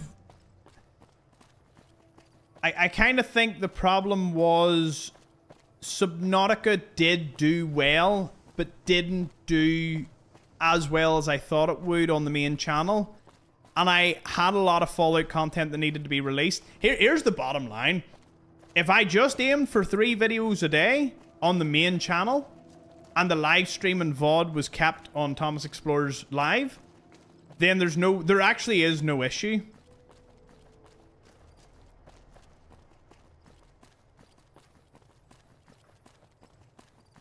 It is my baby channel. I love it. Now, the thing is, I don't know how I would migrate certain things. Like Brotato's nearly at 100 episodes. So, you know, to actually get things over, I'd probably be best just pinching maybe 1 or 2 series and throwing it over. But what's really awesome about Brotato is I could end up doing much longer videos. You would see a lot more Brotato. Yeah, the second channel, look, it was made with such great intentions, but I'm looking at it, and Thomas Explores Live is beating it as a 400 sub channel. And the other one's so old, and it has so much older content. Would love to see a fail compilation for that. I actually delete all the fails. So, yeah. But at least, tell me this, though. So if you've seen... But because it would need to be 3 videos a day max on YouTube, because after 3 it doesn't send out notifications, and you may as well not post the video because it won't go to anywhere. What I'm thinking, is say I did a full playthrough of Wandering Village, for example. A full playthrough of that could be 6, 7, 8 hours, but it would be just one video, and it would just notify you once. So the whole video's there. I know a lot of people find 8-hour videos daunting. I know a lot of people find anything beyond an hour daunting, but when you think about it, people watch the whole 100% run. It's like it's 200 and like, what is it? 200 and... I remember checking that. It's like 204 hours that you would need to watch the whole 100% of just the Fallout 4 run. But you only get the view count if they watch the majority of the video? Yes. But on the flip side, it's all about duration watched. You know what I mean? And you would see less ads. So that's the other thing. A lot of people are telling me.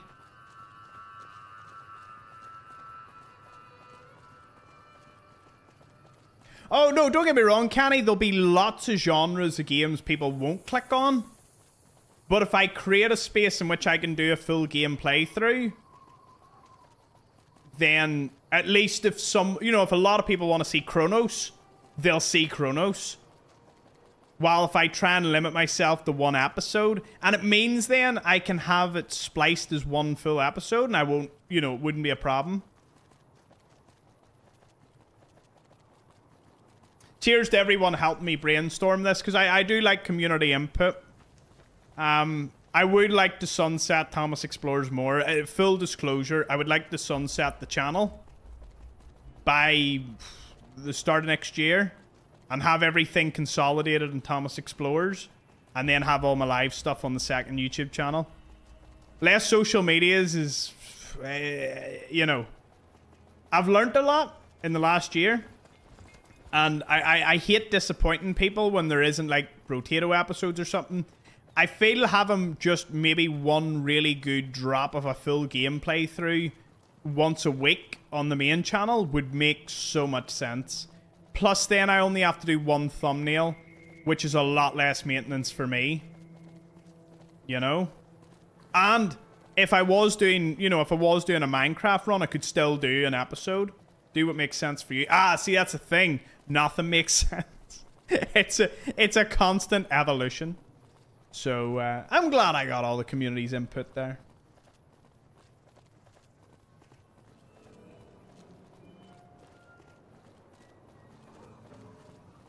And so many of you turned out just to chill with me, and I'm so thankful.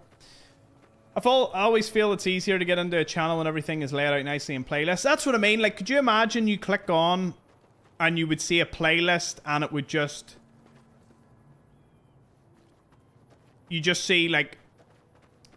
You type... You know... What's a game that I played recently? Now, when I say full playthroughs, I don't mean to do with every game. I just mean games that I would rather not do episodes on.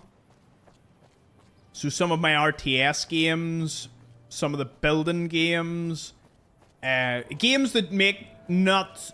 Games that wouldn't attract a lot of viewers because they're very niche games that I really want to play. Absolute mad. He said it! He said the thing!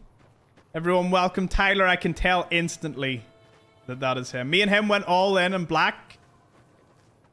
$100 each. And here. Landed on black. That was a magical moment. Good to see you, my man.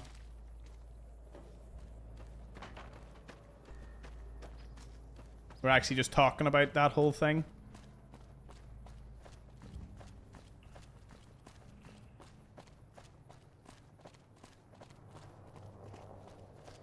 So that's really the only big change that I was coming back to say. There would be nothing more enjoyable than knowing that there's less pressure to put out so much content across 3 channels, but making sure that the content put out in this channel is worth every notification that goes out. You know? I would love nothing more than to get us to a point where, say, In fact, in the most ideal world, it would be you open your phone and it's like full on episode 1 or full on episode 31 followed by, you know, Fallout 3's 100% run like being finished, and maybe every couple of days or maybe every week there would be like insert game full playthrough. Wandering Village, Chronos, Anno. Trying to think of any other games off the top of my head. Yeah, just campaigns that I want to do a full playthrough of, and it could be anywhere from 2 to 3 to 4 to 5 to 12 hours. Mass Effect Trilogy, which I do need to buy. Does anyone know how much it is on Steam? When I buy it, I need to shoot Mark a message and say that I've got it. I would love to do like a full playthrough of all of them. I don't even know what they expect. I've never watched a video on Mass Effect. I just grew up with everyone telling me it's awesome. Stray, perfect. Stray is a perfect example.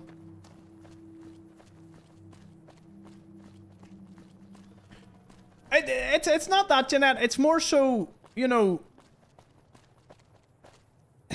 I've got to the point now where I realize if a viewer looks, you know, because I view content like yourselves, there are just certain times, you know, if I say to you, I'm going to get Stray out, and then you see an episode 1, 2, 3, 4 on Thomas Explores More, how many people didn't know?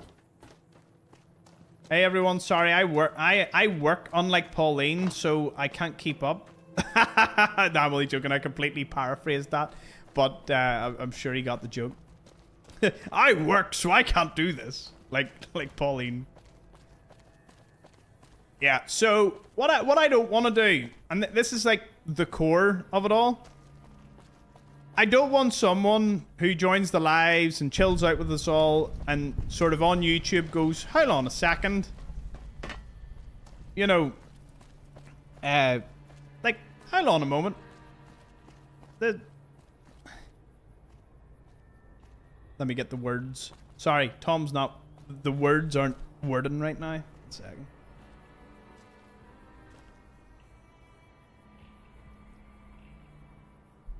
Yeah. That's Tom.exe has failed to respond, man. The old jet lag and just look at the screen and all. It'll be sweet tomorrow though. Lack of sleep that. I actually got good sleep. It is definitely jet lag. Wait, it's not a link. No, I promise. Remove the link. We don't know what it's gonna do. I could be the most dodgy Trojan malware infested website. Ban him, get him, mods, attack him. But nah. I would love the sort of reaction. Like, we'll put it this way. How would you react if you seen, I don't know if Jade here for Wandering Village off the bat, but Thomas Explores full playthrough of Stray. Say it's, what, 8-9 hours? What would you say if you seen that?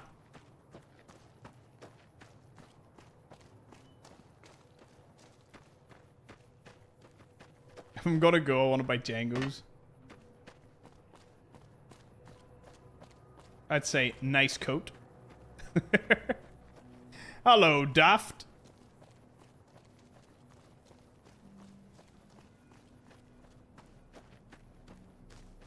I'd watch. Okay, full playthrough of Jurassic World 3.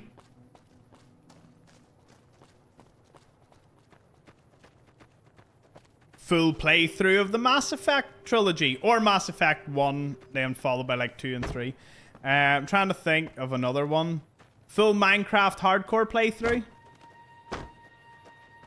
No, I'm more of a rocker.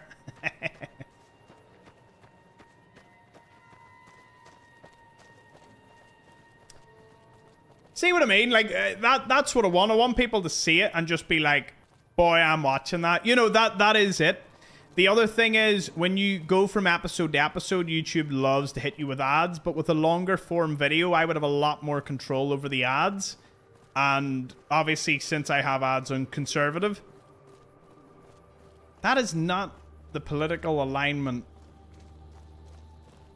It is, but it... Conservative. Hope you all like really right-wing ads. I'm setting it to conservative. But yeah, no, I've got all of them in conservative so that it's shorter.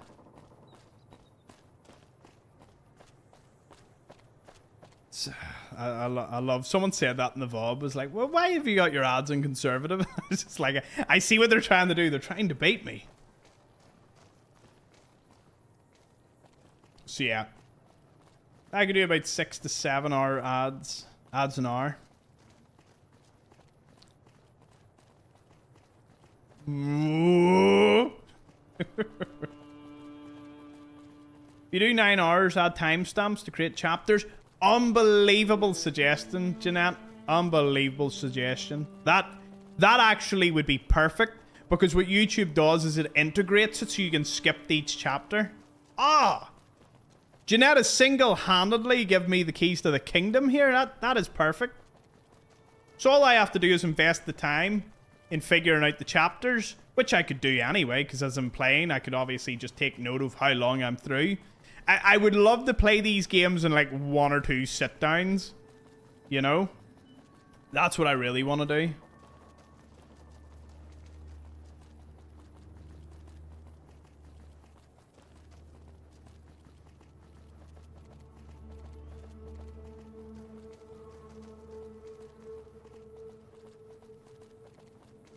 Can't believe I got hit by a 6 to 7 joke.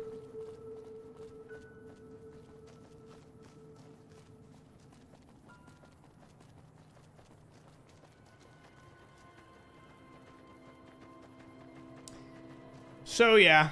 Well, there we go. Honestly, we discussed the event, discussed the future of the channels, and I couldn't be prouder and happier knowing that we've got a bit of direction now.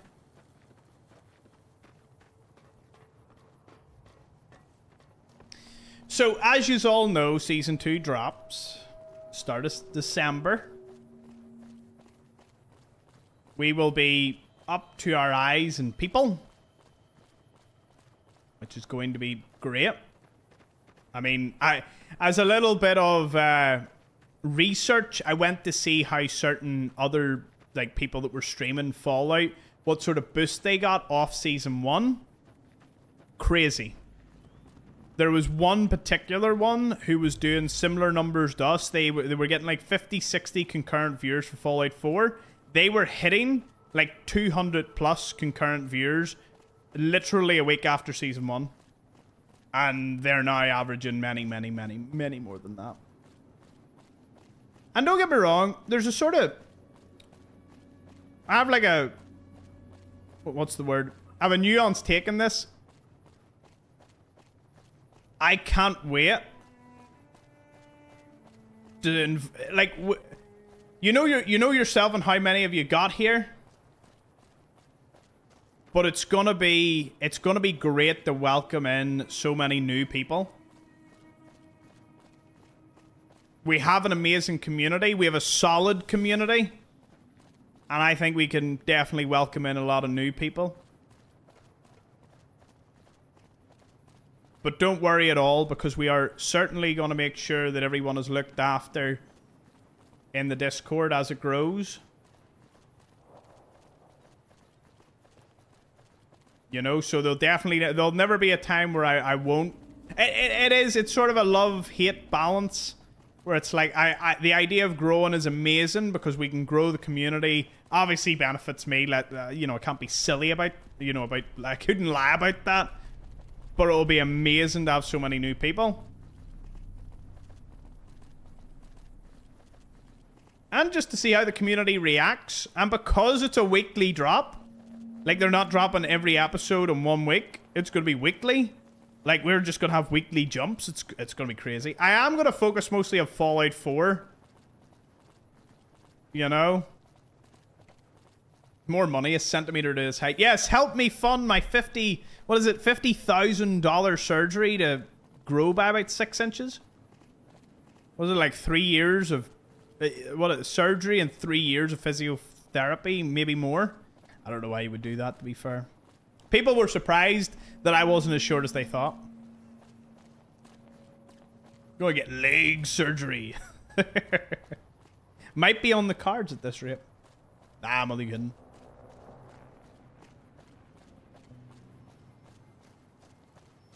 $50K to look like a keg on stilts. Oh. Oh, that's a good one. Oh, that's good.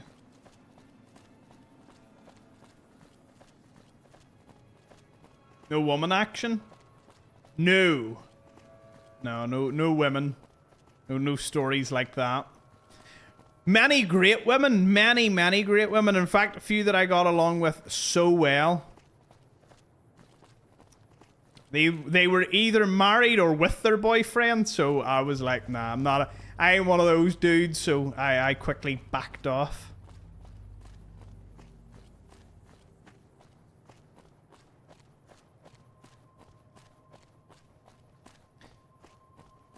Too bad. I know. Do you know what? It's always like, I always end up having the most amazing conversation with a gal, and I'm like, you know, they seem pretty, like, what is it?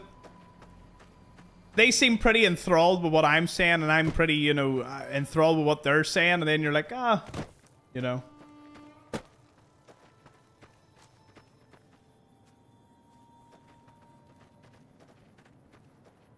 I had no expectations, being not so familiar with TX. This man was wonderful, chat, truly wonderful. Ah, says this handsome dude there. Listen, anyone that goes all in black and wins, it's a bro fest. That's what it was. But no, Tyler and Stinky were incredibly kind and great company, great people. As was Annie and John and Snuggles. We cannot forget them. Snuggles is even more adorable in person, and John is exactly the kind of ass that you would expect, but only the best kind.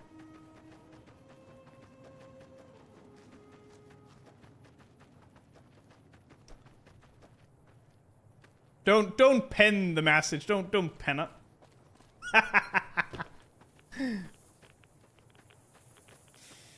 Oh, it's pinned. How did it get pinned like that? Oh, brilliant. He's married. Back off. Maybe a bit of competition. Do you like the railroad?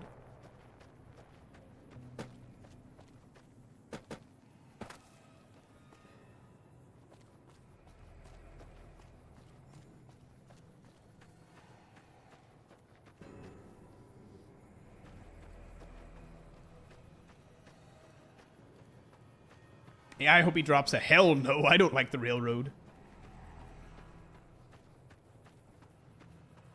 So yeah, I tell you what, I'm thinking in my head because I'm weighing up a couple of series that just, there's some awkward ones, like They Are Billions couldn't really get a full playthrough because I think YouTube maxes out at 24 hours and I think it takes you like 50 to beat like the main campaign of They Are Billions. Brotato, I don't know what I'm going to do there. I have a few ideas as to what I can do, so I might have to... Well, I have some good ideas that I could try. Stinky, give a sub out to Tyler. Aww. Thank you for giving one of my besties a sub, Stinky. I appreciate it.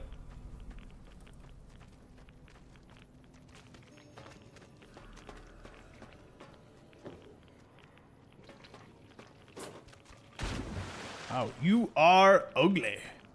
12 Centaur.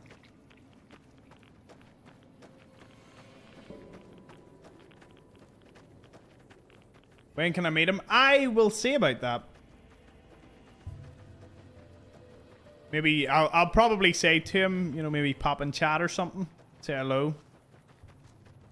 I will certainly try, as I said to you, man. Any news and come back over West Virginia? I will be at West Virginia and Nevada next year. Currently working on flights and accommodation, so, you know, hopefully the bump that I get from the series coming out will help with travel expenses, and we will get there. Help fulfill an Irishman's dream of flying to West Virginia and drinking in a quaint little village. All for a good cause. I am now the charity. This is what we're doing. Yeah, I'm still planning around the airports, even though I don't know the exact location. Some said Sutton, some said Pleasant Point. It could be any of them. So once they release that, I'd say January, February. I'll be booking flights, but I've got the tickets, so I'm good to go.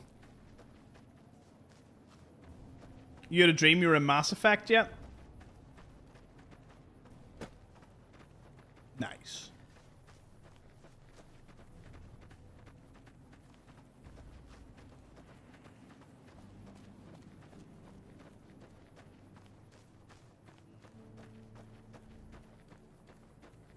Oh yes, John, the family were overjoyed by that.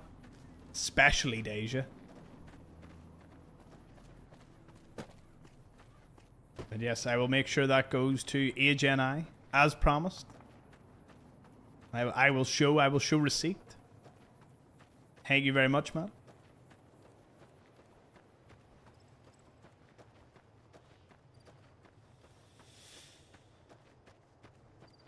Can't believe the VIP sold out Azure Banner. John, do you think you'll go to West Virginia, considering it's probably still a real drive? Is anyone who's considering West Virginia? Yeah, VIP prices aren't going to go up. I did see that note, which is good. Were you at the New Vegas Day, Daft? Daft Rocker.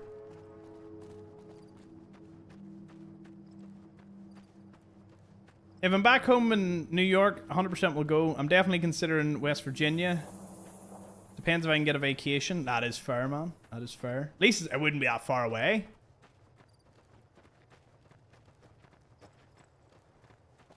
Yeah, I had the plasma rifle in the saloon on Friday. Oh, yes, it's you. I don't remember names to save my life, but I remember that. That was awesome. Thank you very much for that experience. I'm very glad you could tune in and say hello.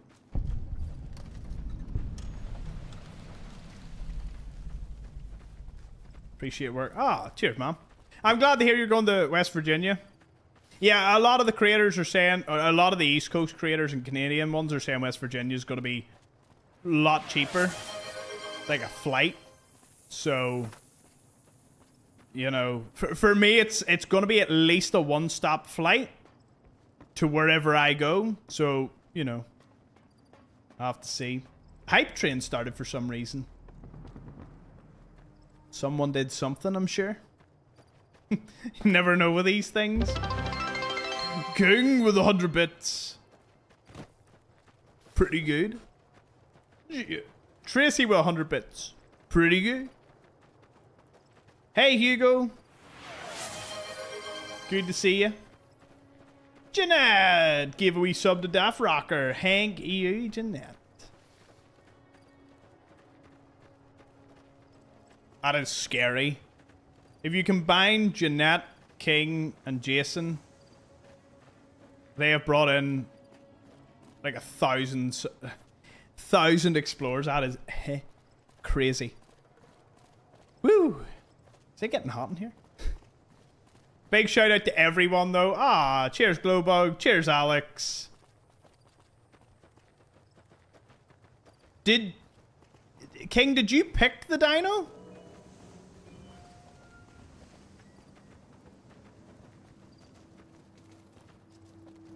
Daft Rocker, are you the dude that I put the Brotherhood of Steel like pendant on? Did I meet you again later on and do that, or was that some? Nope, it wasn't. That's okay. Some other poor soul in combat armor.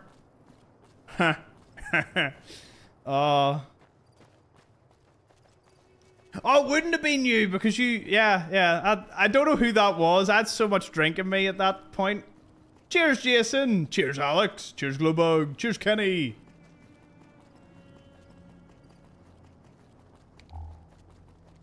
I was in the duster and the cowboy hat. Yep, I've remembered it now.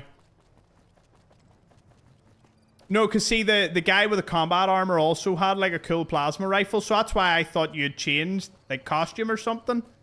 But no, it definitely wasn't you then. That's fair enough. That was funny. He was wearing a brother. I was like, put the pendant on. It was funny. He is hyped your way. Oh, here, King. Did you choose that? Like the wee dino thing? Or is that what... Maybe that's just what 100 bits is. No, it just added that. Okay.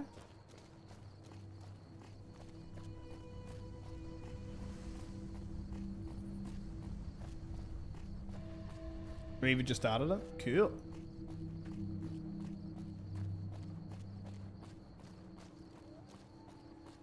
Two laser rifles ready? Honestly, I think I'm gonna go as Maxon. I really don't think I'm gonna push the boat out. I think I'm just gonna get like a jacket's gonna get use. We will be doing a Elder Maxon playthrough where I'll be wearing the coat on stream. I'll get my hair and all done. And I might see about getting a scar and just do an Elder Maxon run. I don't know how I'll react when I get to Elder Maxon, but we'll figure it out. Maybe I'll think he's a synth. Already worked it out. I have some energy weapons for you, my guy. Ah, rock on, brother. Did anybody see anyone with the Gatling laser? Like, was that a weapon that anybody had, or did nobody have that? I seen one person with a minigun, and I was too shy to ask, could I hold that for a photo? But I don't remember seeing anyone with a Gatling laser. Yes, you did see somebody? I didn't see anyone with it. Because the day I was sitting there, I was like, no, but someone was selling one in Ohio. I was very tempted to get. Oh, serious? Pulls up Etsy. How long? Gatling laser Fallout Etsy. Big Institute laser rifle, laser pistols. Now there's 3D ones you can print and all, but I don't see anybody. That would be way. It's just too massive and bulky to really consider doing. Or is it? No. I don't even know what I'm thinking. I couldn't fit something that big in my case. Guy in the Brotherhood of Steel power armor suit was walking around the vendor village. Oh. You haven't aura farmed enough? You're right. I need to aura farm more.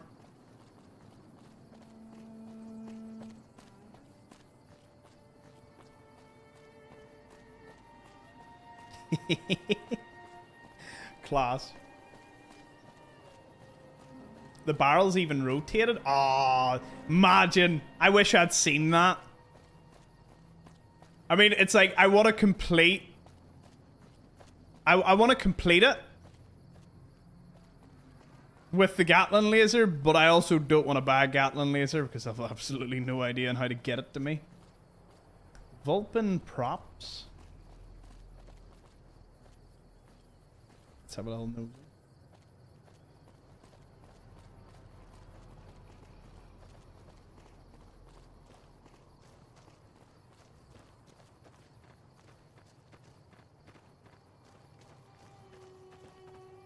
Here's the Mass Effect rifle. Big Daddy from Bioshock. Gravity gun. Half-Life.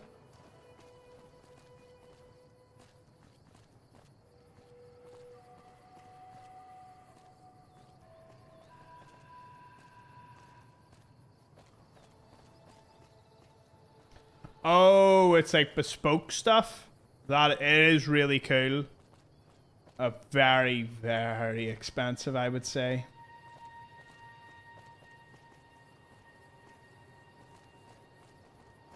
It would scare me at the thought of what that would cost.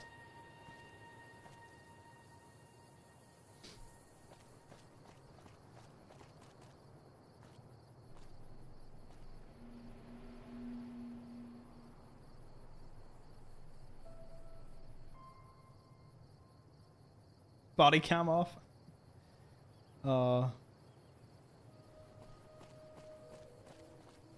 Chattiest Thunder Cop. I'll see what I did there. My dad couldn't believe the drive that John Snuggles did.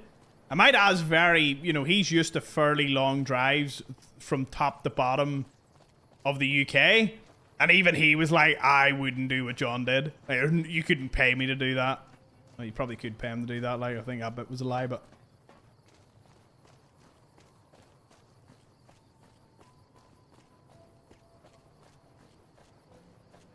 $6,211 round trip. Not many could do it. And here's me thinking my 11-hour flight was pretty annoying. Hello to everybody that has just tuned in. I've noticed that there's a lot of newcomers in the chat and in the viewers, so welcome.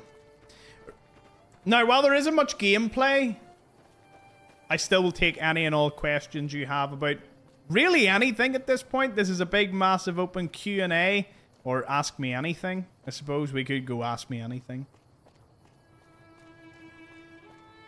Glad you joined in, Daft. It'll be good to see you, West Virginia, man. Have a good one. So yeah, we'll treat this as an ask me anything, because... we've covered everything, covered the event, covered all the future games I'll be playing over the next while, if anything. There are games that I've never mentioned to any of you that I know I'm going to just absolutely enjoy a full playthrough of. And as I said, I'm really hoping that...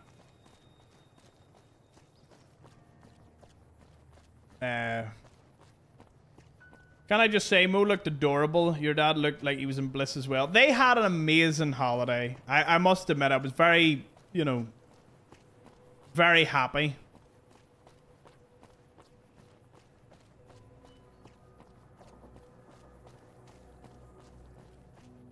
Django, get a flight to Dublin as you're connecting, and you can help me do an 11-hour flight. Fly in.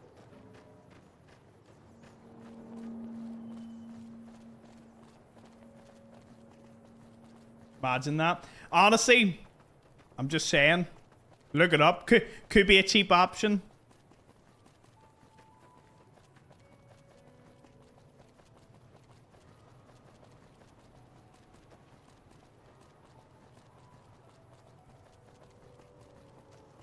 Just be politics for 11 hours straight. Pure debate. Forgot that wee mailbox is primed at go boom.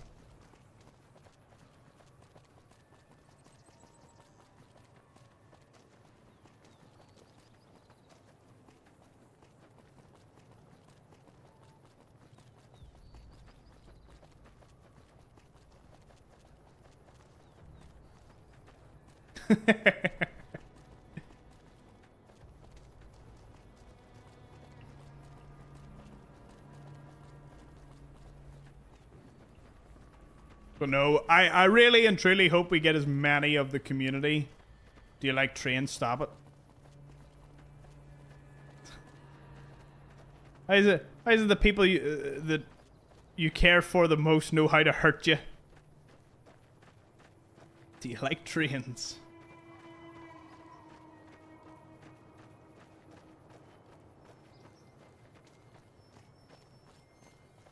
I love how when we do an Ask Fudge or an Ask... Who was the last person we asked a lot of questions of? You all have so many questions, but when I openly put out there that you can ask anything... Apparently I'm doing like a 11-hour flight with someone from Dubai, so that's wild. That just came out of nowhere.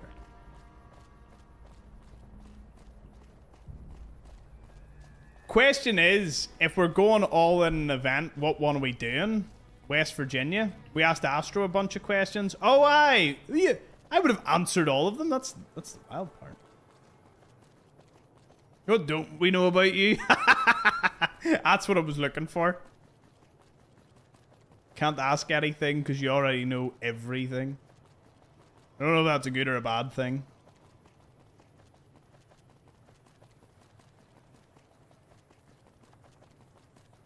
So yeah. Makes me wonder.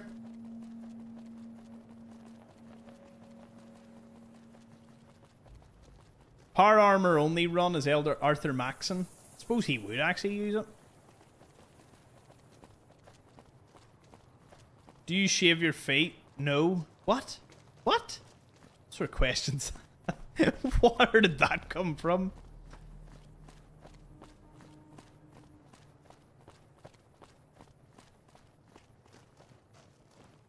To be fair, if you are going to any event, you probably do need to go to Vegas. Hobbit feet. He's got hobbit feet. Oh. The Hango Fund? The Hango Fund? Django Fund. He mightn't have a choice at this point. We might have to do the Django Fund.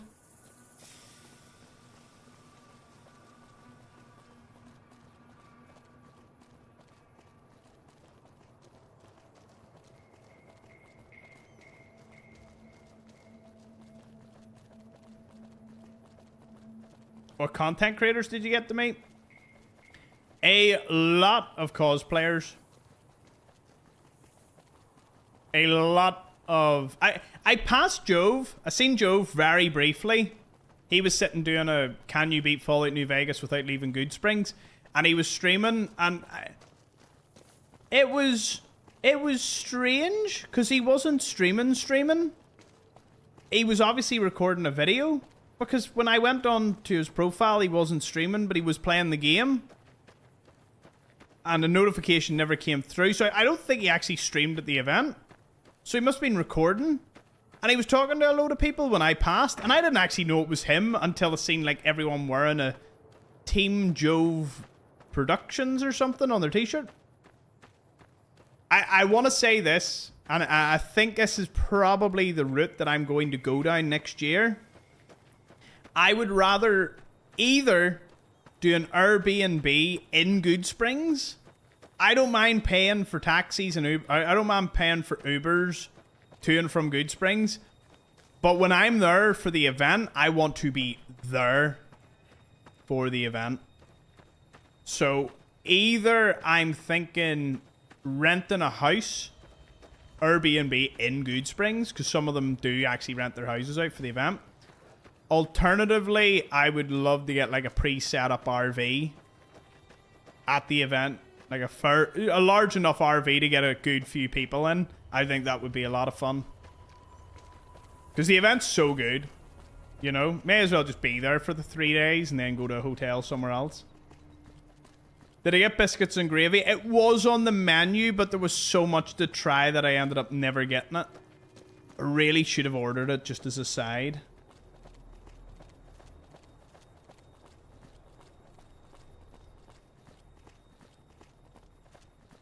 Steffi's been doing a St. Jude charity stream lately, and I would really like to read her stream. St. Jude is super close to my heart, would really help. Yeah, no problem. If she's live, we'll go raid her. The Explorer RV, no biscuits and gravy. It was only on the menu once, and it was for breakfast, and it just didn't seem to me like a breakfast menu item. Wasn't on the breakfast menu, but it was breakfast.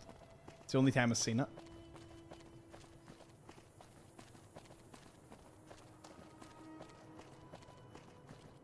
Did you get the burrito? They don't do the steak burrito anymore in the Bellagio Cafe. Changed ownership, so new menu. It was alright what I got. They were alright burritos. They weren't as good. Like, the steak one was S tier. Oh, I could have asked them? I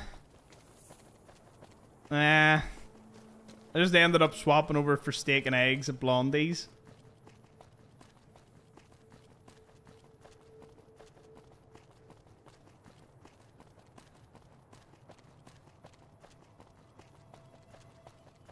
Though you'll be glad to know, Jason, the helmet that I won at Fallout New Vegas Day, all the proceeds went to St. Jude's. And I dropped fat stacks to get that helmet.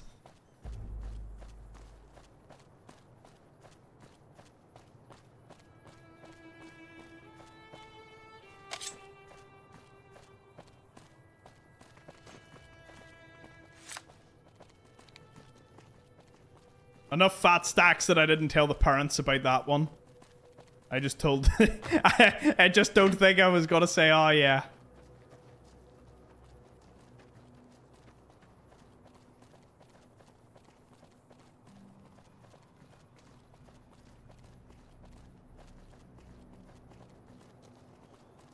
It's not sappy or cringe. You have a charity that helps out and does good work. What can we say? It's a great thing, man. I might be joining the Fallout for Hope crew. I think I was saying to you, I spoke to Ken, like the person that sort of leads and organizes it. And he's dropped by and seen a lot of our content as well. He is such a lovely dude. Like, the passion when speaking about, like, St. Jude's and Fallout for Hope is immense. So, I always told you that I wasn't joining up with it until, like, I spoke to him and really, you know, got to know things. And I was very impressed, and they do amazing work. So, hopefully, we'll be on Team Fallout for Hope in the not-so-distant future. Anything deep fried? No, it's mostly steak and eggs. Or eggs and steak, if we were feeling adventurous.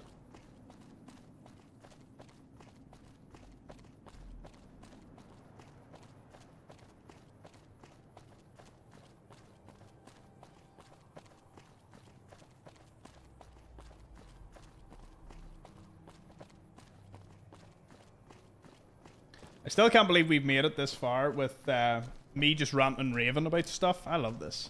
I love doing this.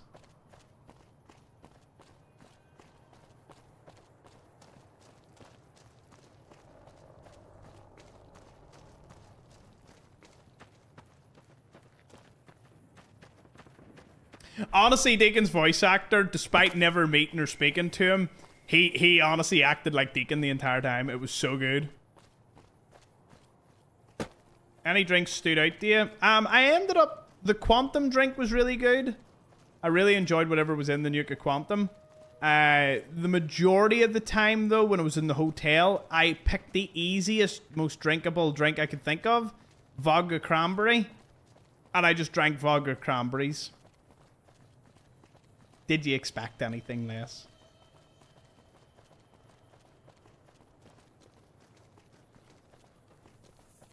So I normally don't do vodka,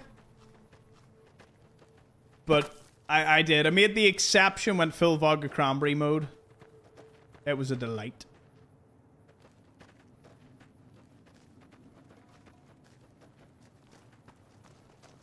I tried to get a Bahama Mama, but they didn't know what that was, and I didn't have time to explain it, so. Vodka sneaks up on you. Yeah. Yeah. Oh, I think he got me a shot of rum, which, honestly, I actually got a shiver there thinking about it. It wasn't sweet or spiced rum. It was like pure, I don't even know. It was just, Ooh. It gave me, it put her in my chest, to tell you how much.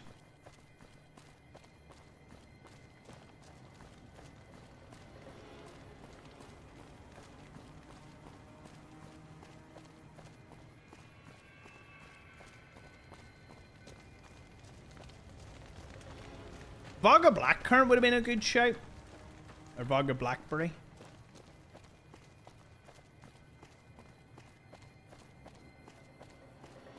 I asked for red sauce twice.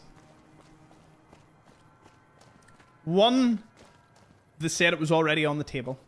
And two, person did give me a wee look and then came back with tomato ketchup. So, you know, tick, tick. Both waitresses knew, and one was in the most local, small casino slash, you know, like, you know, it was a local. So I would have thought she'd have properly looked at me. But nope, red sauce was understood to be exactly what you'd imagine.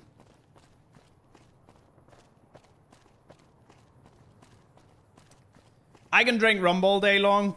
Vodka can leave me with a nasty hangover. But, you know, it's not the worst. Champagne and Prosecco are the big culprits. Oh, red wine. I had a red wine hangover, and honestly, outside of maybe one or two with a meal, I do not do red wine anymore for a drink. Is this a mod? Nope, this is just standard Fallout New Vegas. Well, there's one mod to make it look slightly better. But that's about it. Champagne tastes horrible anyway. Yeah, but it was free on the flight. Free. I did drink the flight.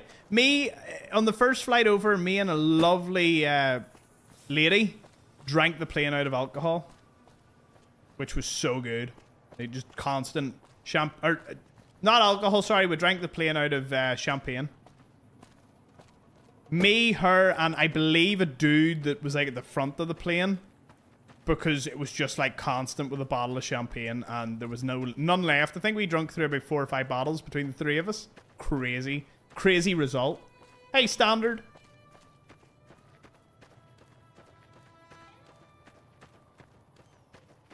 I didn't drink as much as I thought I would, but over the course of like a week, I drank a lot. You know, I'm like a camel when it comes to alcohol. I drank way more than I drank enough that I don't need to drink for probably the next month or two. Might drink in London. I'm looking forward to London. I'm even more looking forward to the reason that I'm in London. Are you genetically Irish? By technicality, probably at this point. Everyone called me the Irishman, so I was not there to complain. Even when the guy from the UK corrected that he's actually... Oh, he's from the UK. What is London? It's the capital city of the UK. I'm sorry, Jeanette. I know you know that. It's just... I couldn't resist. You should have said, what is a London? What did I say? I got people brilliantly at the event, right? A guy asked me, what's your favorite Fallout? And I just went, what's a Fallout? He seriously stopped and was like, what? You could tell in his wee face he was just so confused. He was like, but you're in an Elder Maxon suit. I was like, oh, my friend bought me this. I'm just along for the ride. I don't actually know. And he did, and I had to stop, like, because I was getting a bit too mean at that point. I joked. I said, I know, I'm having fun. And then the next person turned around and was like, what's your favorite Fallout? And I was like, Fallout Shelter. Inspired by Tyler, who also said Fallout Shelter, and I used that joke later on somebody. What was the other interaction I had? Oh, where are you from? They were like, where are you from, man? I can't do an American accent. Where are you from, man? I said, North Carolina. proper confused. And you know what? I felt bad for a moment. I was like, why wouldn't you think I was from North Carolina? Like, why? I don't even know why that was the state I picked, but that was the state I picked. I trolled everybody. It was so good.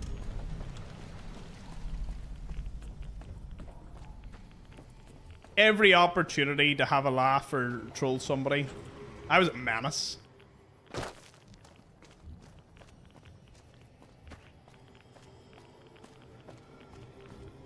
I'm just here to drink. I do not know what this strange thing that you mentioned.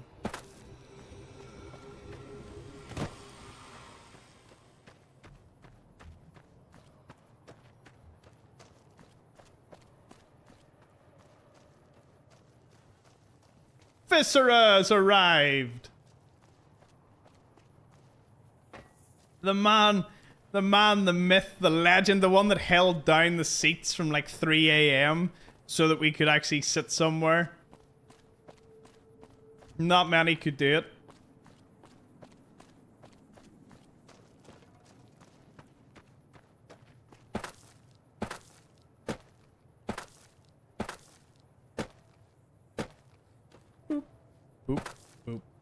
In terms of other people, I met a couple of streamers from the Fallout community. I met Maud Tater in person, and she was one of my favorite creators.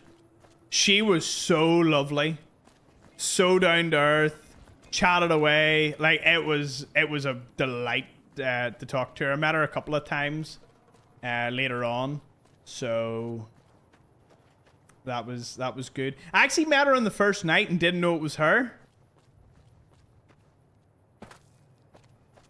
I met Scotty K Fitness. I didn't speak to him all that much. I met him twice briefly. He was dead on. I mean, I don't really know what... It must be a little crazy being at that level. Because, like, everybody knew who he was. And everybody was wanting, like, photos and all with him. And... Hey, Charles. Good to see you. I don't know. I think we often imagine people who are really famous online to be a lot more like they are online. I think I made that mistake. I don't know. I just you kind of build like an impression as to how you imagine this person will be because of their content. It turns out that not everyone's like me, I suppose.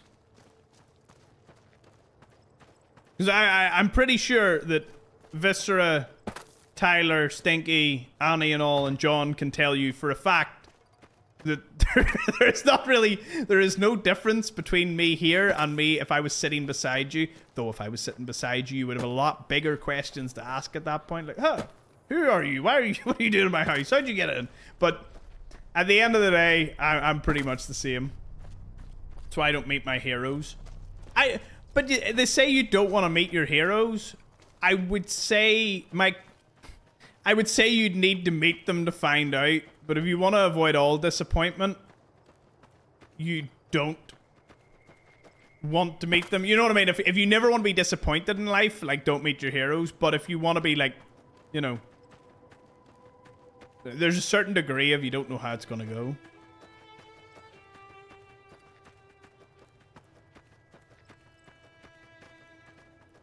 Annie was also awesome.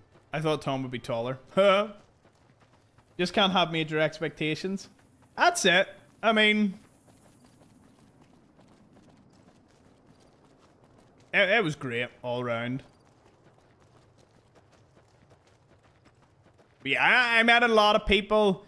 Some content creators are very out there, very talkative, great fun. Some are a lot quieter, a lot more in their bubble, you know, kind of behind other creators and whatnot. And that's okay. Like, no badness on them. You know, they were with who they knew, and I was obviously a strange foreigner to many of them. So, you know, it was good fun. I keep forgetting I was the foreigner there. For a lot of people, like the majority there were American. Like, the vast majority were American. So they at least shared something in common. They heard my accent and they were like,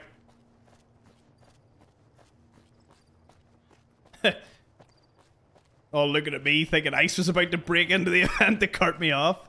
Who let this dude in?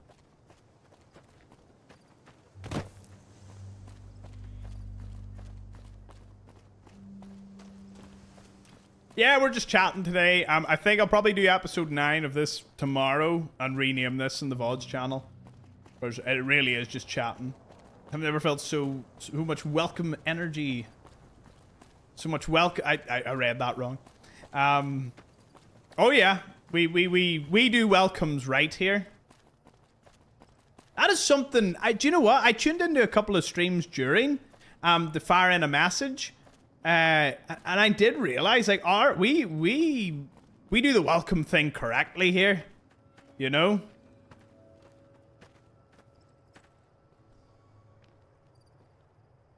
Nobody knows if he's wearing pants during the stream, so you may not want to see his legs. I think he likes to raw dog it.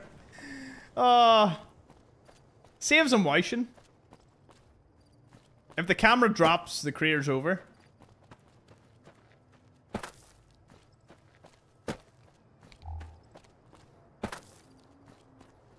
So yeah, that's our 12 hours.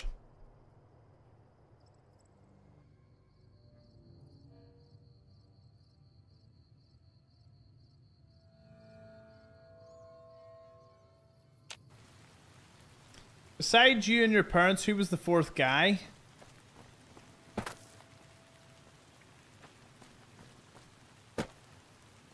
I'm not gonna lie, that narrows it down to no one, Jeremy, because my aunts asked me who was this gal in this photo, and they tried describing her, and I was like, I actually don't know. Like, there is so many photos with so many. I would say I have the guts of at least 100 different people in photos. I'm probably being modest. That's the ones I took. Probably loads that I was in that I don't even remember. There's at least one where there's like 10 people in it. I'm trying to remember for you, but I can't off the top of my head. There was just so many. Man, he was so popular. He had everybody there. You should have seen it. Oh,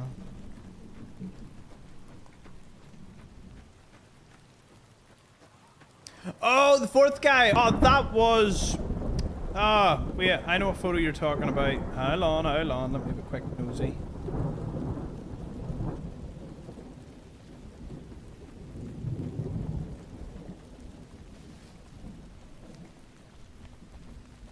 You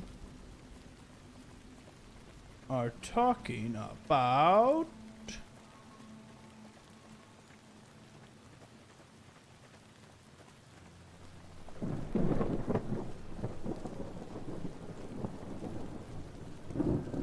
I'm trying to find that photo. Did I not even put it up?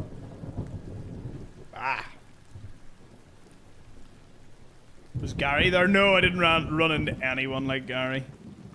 Thank goodness. There was a couple of people that were in that sort of zone of being very in character, and I was like, you know.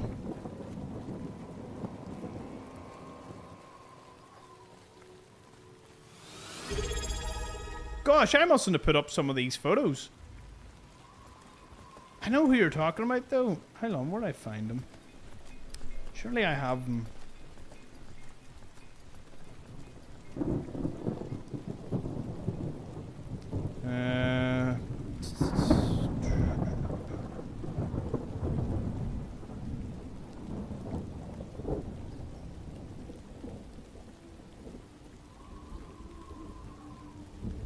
Oh, it was Matt. Matt was our tour guide. He was an amazing dude.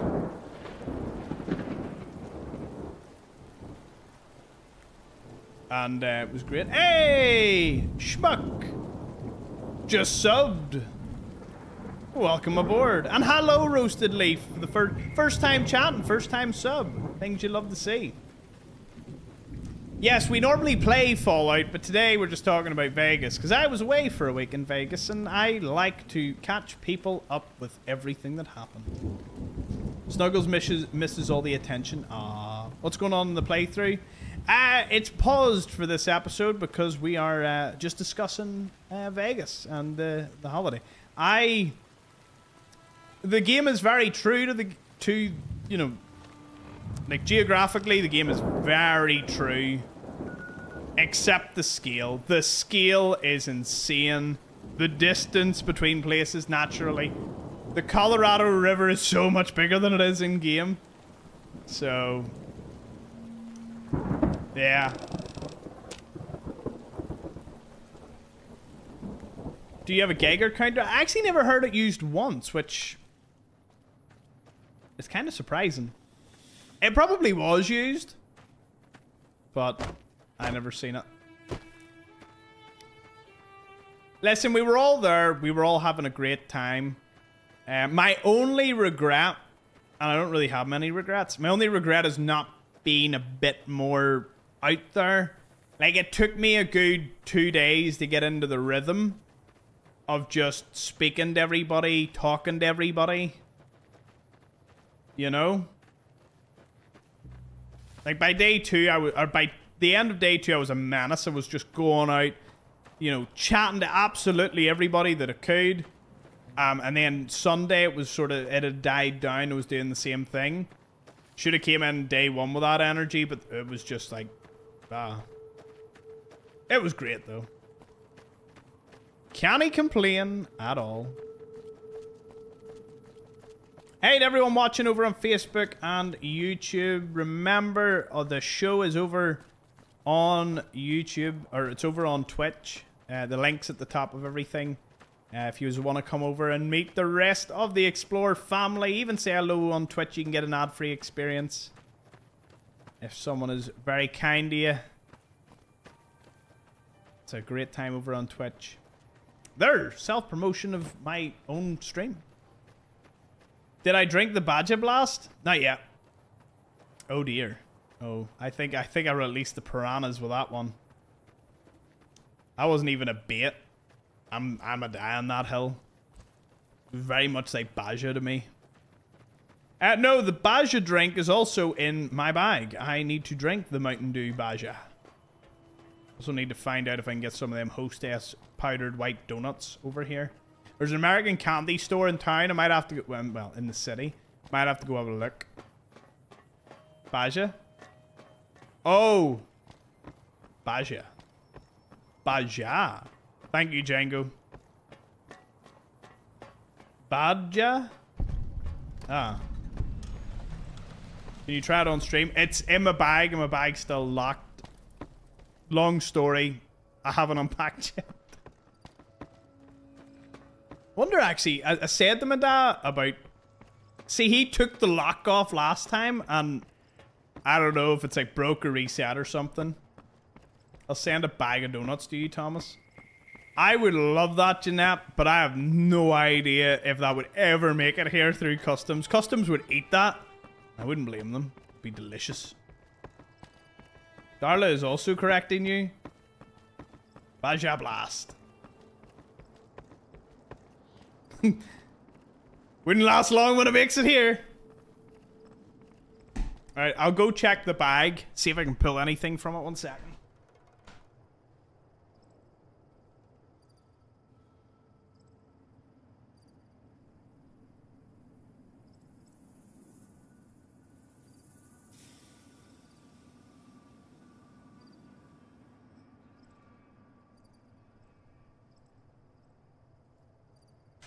Oh my goodness. It wasn't even in my suitcase. It's in my travel suitcase. I forgot all about it. Does it even show on stream? You see that? It says Mountain Dew Baja Blast. 280 calories. High fructose corn syrup that don't exist here. I don't even know what a high fructose corn syrup even looks like.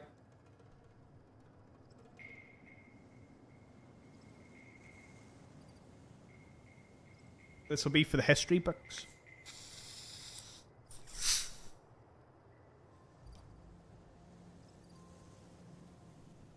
By the way, the Fanta in America, absolutely amazing. We've got the sugar tax, so all our Fanta just seems to be zero sugar.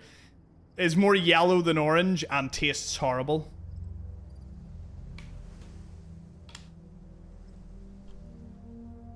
I mean, your lid thing came off right away. It's a good sign.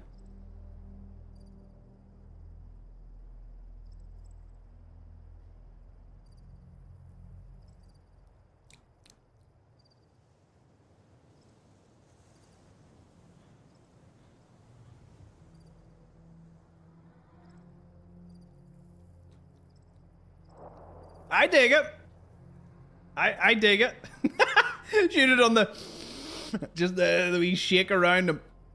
Where you spit it out and all. Just to really, really do it. Baja Blast tastes... pretty good. I mean...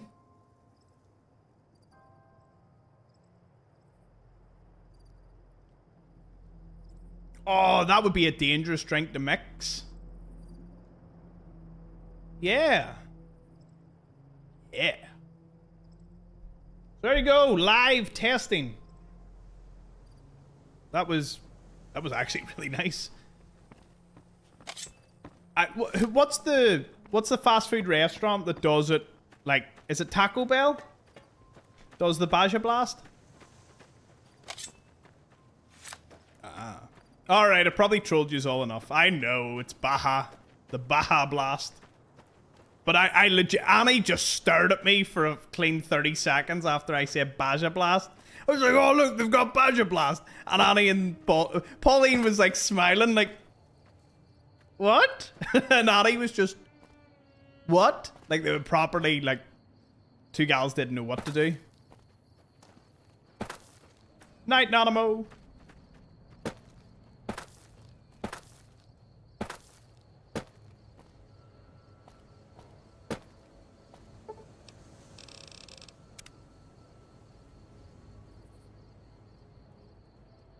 Did you eat a burger in front of them?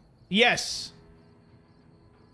But I'm not a monster. There was no McDonald's. If there was a McDonald's, I would have definitely had it like that. So yeah. I didn't get Shake Shack. Honestly, on the way to the airport, I'm missing something. And it dawned on me. I was like, I didn't get... But I never passed one. I honestly, man, never passed one. Didn't pass Shake Shack, and In-N-Out Burger was too far away. Well, I presume that probably Shake Shack was also. He had a Johnny Rockets. It was there. Actually, wasn't that bad either. It was actually really nice. It was so good. The last time I had a Johnny Rockets, I was on like... It was one of those wild American chips I was on, and they had a Johnny Rockets, and I got a burger and a milkshake. Like... Listen, see when the milkshake states 1,000+ calories, it slaps. You know, the fact that you consumed half of your daily intake of calories in a drink, you know you hit gold. Oh, the horseradish sandwiches, don't do it to me.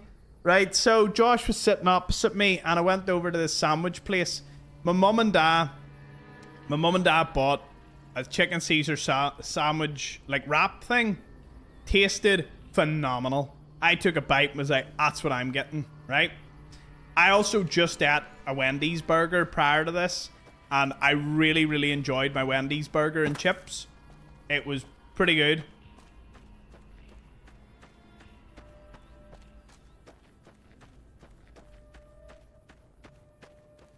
Did you get a Baconator? Yeah, I did indeed. Just the single one, though. I didn't get like a triple one. I was being good. So I went to this place and got a horseradish. It was an Italian sub, but it was a horseradish sauce in it. I was nearly sick. Like, horseradish it just tastes like battery acid to me. I can't deal with it. So I gave it to my mum and dad and then passed it on to Dante. So so Dante, who is Viscera Josh's son, he bought Josh a sandwich. I gave it to him, but he said it was like a chicken Caesar. So Josh passes it like half of his to me and goes, here, eat that instead. And I bite into it. It also had horseradish in it. Like after seeing me near me sick, he gave me the other one, but it was because they had messed up the sandwich order and had given Josh the horseradish one. So he gave me the same sandwich I just ate and spat out. Spy at it. But because I trusted Viscera, I trusted Josh, I assumed it was the correct sandwich, so I hadn't done it. Oh, wasted like a full bite of a sandwich. Oh, it was funny. It was funny. Now, my mum had an Italian dessert thing every day for breakfast. Now, she probably won't like me sharing this, but, you know, my mother came back lighter than she went. I don't know what she did. It was a donut, a sugar donut. Now, when I say it's an Italian dessert, we're being very generous here. It just had an Italian name to it. My mum would know what it is. And it was a giant donut filled with chocolate. Filled with like Nutella. It probably wasn't Nutella. It was probably a nicer chocolate than that. But it was a just chocolate filled donut. And it was huge. solid holiday bracket. You know what? She had an Americano and one of them every morning. She was like, I love my mum. She is an absolute trooper. Who else? And she had it every day, like religiously every day. And every day she would give me like a bite of it. And I would bite it and go, I need one of those. I need it. Never ended up getting one for myself because the one morning I did go down for breakfast, I looked like every day my parents spawned at the door with breakfast. Every day. Like just spawned in. And they were like, here's breakfast. They were great like that. And the coffee in the hotel, amazing. I survived on coffee, steak and eggs, and vodka cranberry, and those Nuka-Cola Quantums. Food at the event was so-so. I ended up not eating at all. At the event, I ate mostly afterwards. Viscera did get me a beef sandwich, but it wasn't as nice as last year's. And Annie got a burger.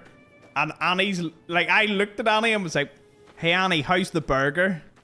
Annie looked at me, and you know when someone looks at you in a certain way where it, like, just, they didn't say anything, but you received the message.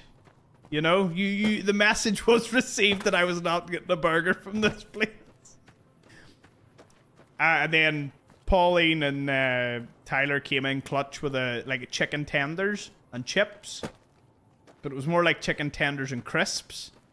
The chicken tenders were a star. I loved them. And I didn't know why they had chips in the bag.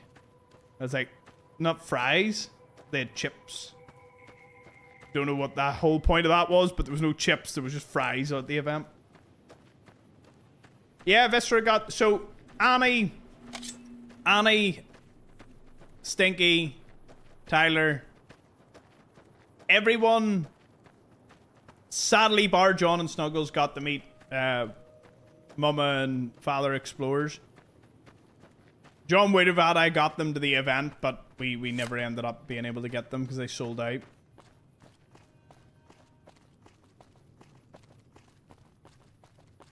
Didn't know they called them chips in North Carolina. Callback.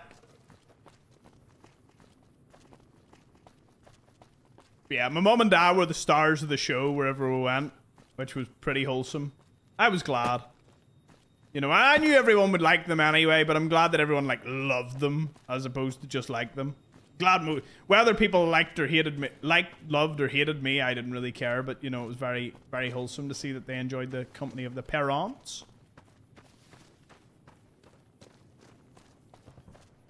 So, yeah, that was just awesome.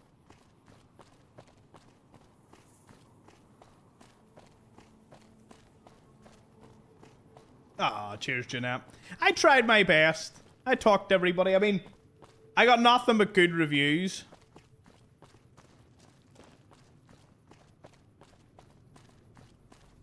Oh no, I will correct it on the record, right? So over here, if someone says to you that you're cracker, it means that you're great. You're like a firecracker. You know, you have that, right? You know what that means? Like, you know, like a firecracker, you're like bombastic, you're very, you know, good fun. Anyway, that is a word that we use here. And we use it frequently. Needless to say, my mother encountered that you do not use that here. Because apparently it's something, I don't know. Like, it's either a food or a compliment here.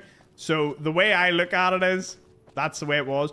In fact, it was so, like, my mum's never encountered where our words didn't translate very well. You know? So, how crazy is that though? Like, how crazy is it that she said it?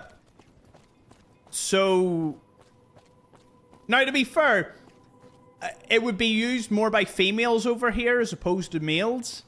You know, like a female would say to another female. And I grew up my whole life, and, you know, it's like that, you know, if someone got a good Christmas present, it would be like, oh, that's cracker, you know. and again, I always associate a cracker with, like, you know, like a firecracker. You know, and that's kind of the way I always associate it over here. Needless to say, I was not changing my terminology, but I've been made aware that you don't drop it too much in America. But I say you don't drop. I think what's the word? Like, if someone came over here and said a word that to me, you know, that meant something different, I would still, you know, take it.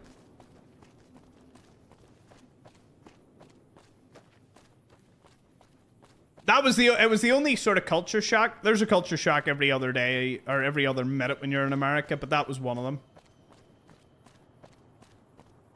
Which is amazing, because you think about it. There's been a lot of words.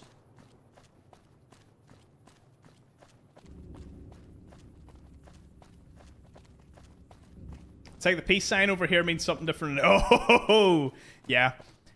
It's amazing the difference of a body of water can do for language, sayings, everything. But that was funny. I enjoyed that. I enjoyed that little moment.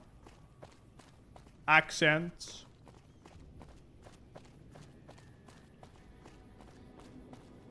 Trying to think of something else that happened.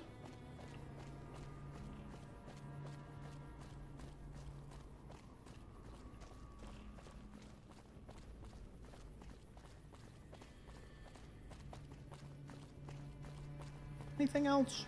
So yeah, that was one of the highlights to me. But they had a ball. They had a great time. If anything, I was more surprised that a lot of people could understand them, because with a lot of drinking them, they fired. You know, we speak very fast with drinking us, but a lot of people said I was easier to understand the more I drank. Definitely don't know what that is. Bet you're excited for our Power Wash show later. What's the Power Wash show? What's that? I've seen a lot going on in the Discord lately, so trying to think. No, I know what Power Wash Simulator is. What do you mean, like the after show? As in, like, have you been doing that much? Cool, if so. Yeah, never want a southerner to say bless your heart. Why, what does that mean? You know what? Whoa. I don't know what sort of landmines I could be stepping on these days. If it's PG enough, let me know. If not, leave it be.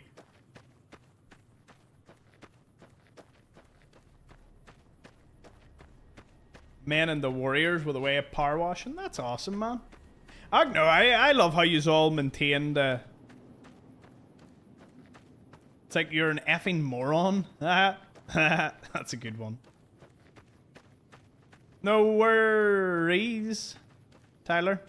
Oh yes, that one. Okay, so over here, I get to explain this, and Stinky's here. This is gonna be the greatest stream of my life.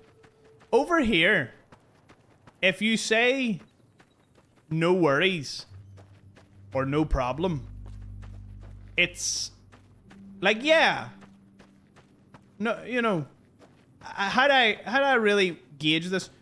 Stinky, what would be your equivalent in the US? Like, because Stinky would message me something, and like, we're coming to pick you up, or, we're leaving at this time, and I would reply, no worries. Yeah, apparently it translates. What I'm trying to say is like, bet, or hell yeah, or yeah, it's fine. But I was informed it didn't mean that. It was like I was inconvenient. It's as if someone inconvenienced you. I don't know. It was I ended up just saying it's a Cali thing every time Tyler said something about it, or Stinky said something about it. It's a Cali thing. Like, I just kept hitting them with that. Stinky doesn't know what it means. Oh, how long? How long? It can't be a Cali thing. Jeanette's from Cali. Are you from Calais, Jeanette? Calais? we province in the north of France? Calais? That translates to the same. Yes, born and raised. I can't wait to see you. No worries. That was not the immediate reply. I think no worries was to the message chain. It wasn't to you being like, I can't. It's going to be so exciting having you today. No worries.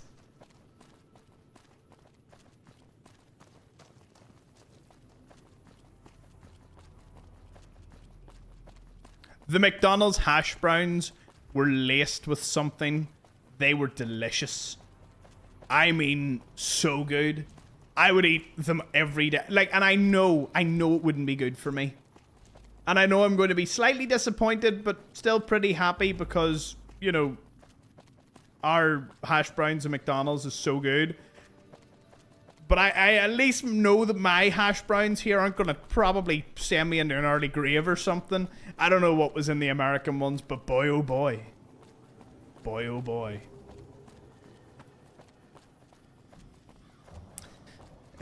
No worries was thrown around with such reckless abandon.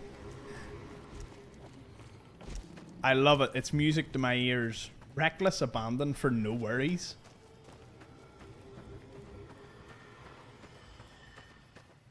Yeah, that's what I mean. It's just like, okay. Not passive aggressive. It's like, you know, it normally just saves you having to write a whole massive response to somebody because something inevitable is happening. So you're like, no worries.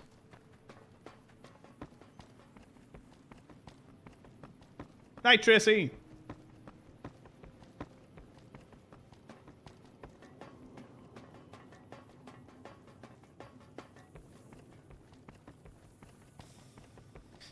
I know what it means to just hate it. Well, that's a you problem then, not a me problem. You had me running around thinking I was like slurring at you or something. Like you're such a big I can't wait to see you. You're such a big inconvenience, but I have no worry seeing you. That's not really how it played out.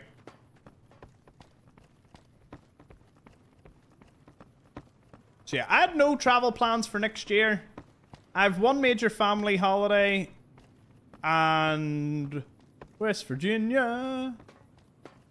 And Nevada again. Man, I wish it wasn't over the Formula 1. Or I really wish the Formula 1 wasn't there. I want to see Vegas as Vegas. You know what I mean? Like, I actually want to see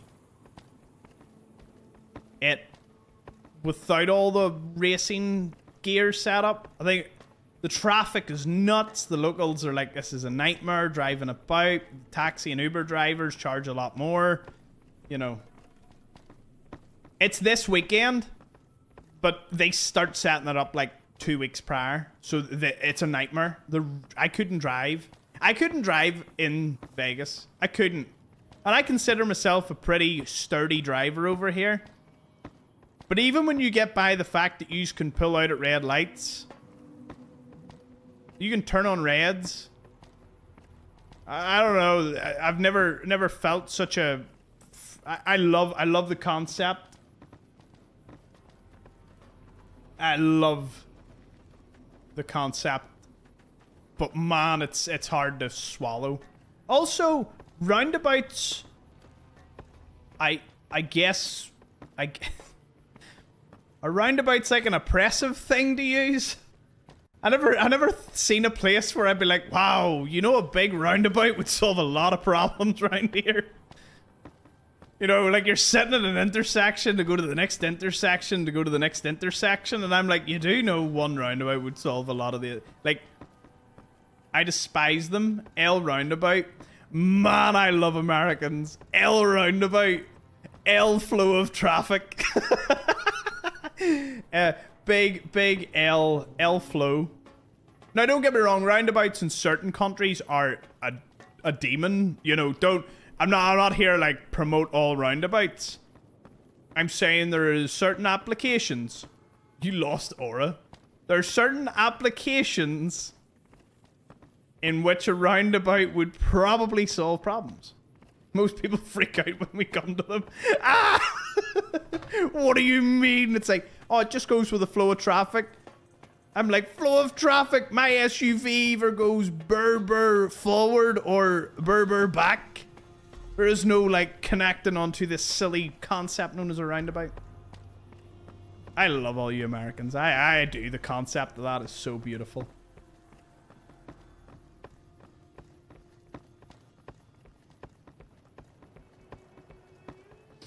Try using a roundabout when the roads are ice and people are neck deep in a Starbucks roundabout. Don't get me started. Listen. I'm not throwing it into some of the states that are, you know, like super snowed under for a while. We're getting more and more here. 100 times better than traffic lights. Try roundabouts about 8 stories tall, corkscreen up and down with 70 miles. Yeah, but everything in America is bigger and better, so obviously you were always going to end up evolving into that. When I'm talking about a roundabout, I'm talking about a mini roundabout. Like a roundabout that would mean that you would have no need for an intersection of traffic lights. Just here and there.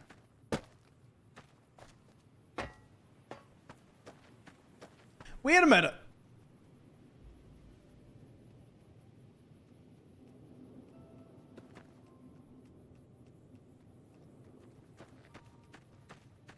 I don't know if anyone's a...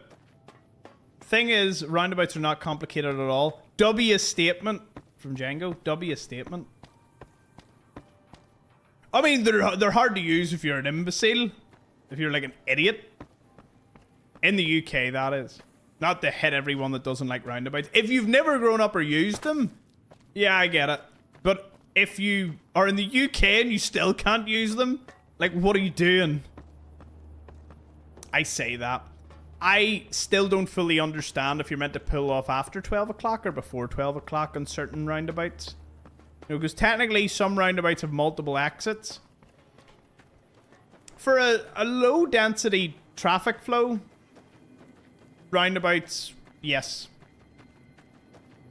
But here's the question I have for you. Right, so say self-driving kicks in. And by the way, I'll throw this argument out there.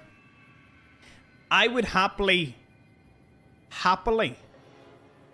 I mean right to my core with a burning sensation after the past 2 days of driving back here.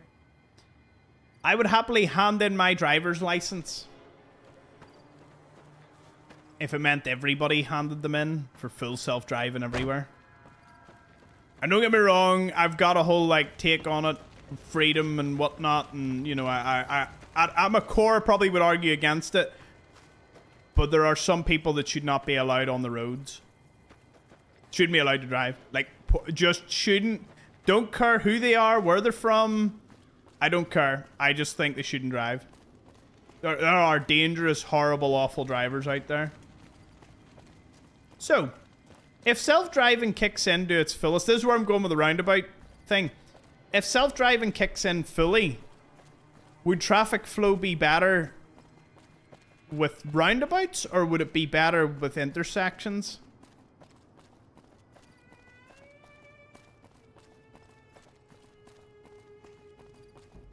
Hey, Speedy Turtle, your accent is marvelous. Is it Irish or Scottish? In between, it's Northern Irish. So you get the best of both worlds. But in the US, you're hostage in your house without a license. There is no public transport.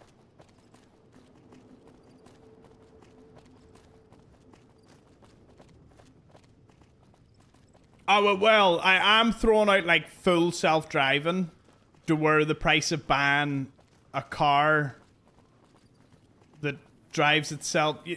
I seen a couple of them when I was over there, which was kind of nuts. A CDL driver, is that a commercial driver's license? You mean like for trucks? Is that what that is? I don't know what a CDL is, so I'm assuming commercial driver's license. Man, oh man, am I good. Cheers, Brian. Give me some, I got some, farm some aura with that one. Yeah, I was driving back from Dublin and I've never seen, they were just so bad. Like, there were drivers that were dangerous, just pure danger. Or a reimbursement. That's a good one. Yeah, I seen the signs, no right turn unless on red, and plus U-turns. Top tier. The ability to do U-turns. But it really and truly is just some people can't drive. That's the core of it. That's the core of my problem. Replace legs with bike tires and we roll everywhere. Hear me out. We sit on chairs that float about like Wally, and we just eat, drink, and play artificial like golf all day. Huh? Huh? What about that?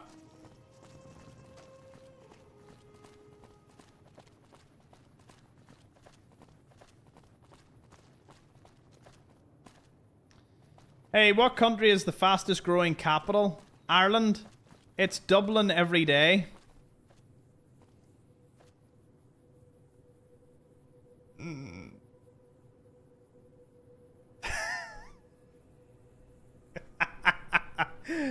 Cheers, Speedy Turtle, for that absolute top tier comment on YouTube. Honestly, I turned my eyes, seen that, and was like, oh yeah, that's like the Mike Tyson joke all over again. Hey, why? What did Mike Tyson say to Chris Hemsworth after their training? You're going to be Thor in the morning. Get it? I'm saying Thor, but it sounds like sore because it's in his accent. Just wanted to clear that up with everyone. I love explaining jokes. It's like my second favorite thing. Cheers for elaborating. Big W. Elaborates joke. I revoke my membership. Explaining a joke always makes it funnier, especially when you didn't say it for anyone other than yourself to begin with. How did we... I popped the camera on, was like, I'll be here for an hour tops. We'll talk for an hour, and I'm going to bed. I don't know what happened. Guess I enjoyed your company too much.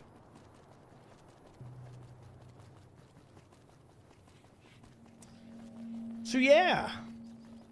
By the way, how were you enjoying, just on a different side note, side quest, how were you enjoying the Daughter of Legate Lanius's like stream? Were you enjoying that?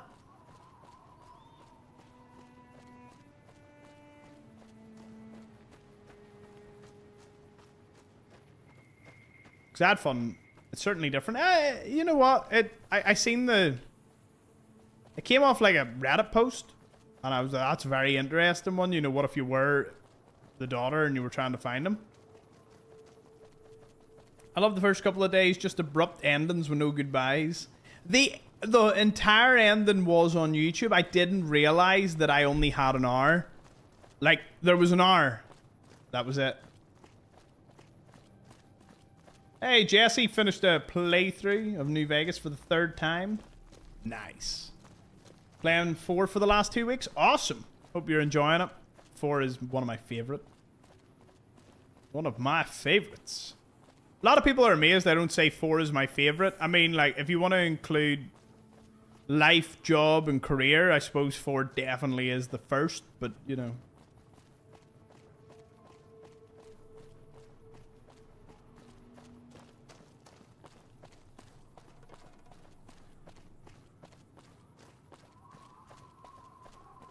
Hey, do you know Phil? Oh dear. I don't know where this is going.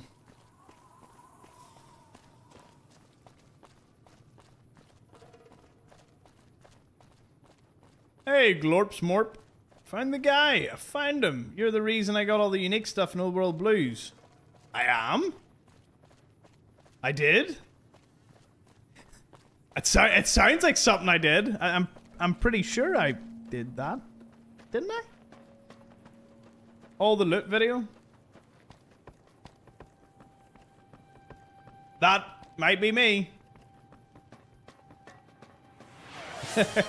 Cheers, Jeanette. Give it a wee sub out. Well, you came to the right place. We do certainly enjoy all the loot. Oh, I bet it was a while ago.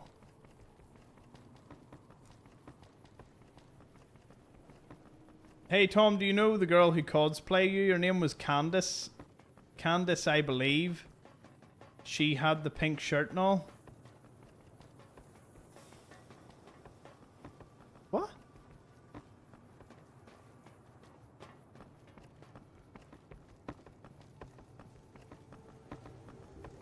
Candace who?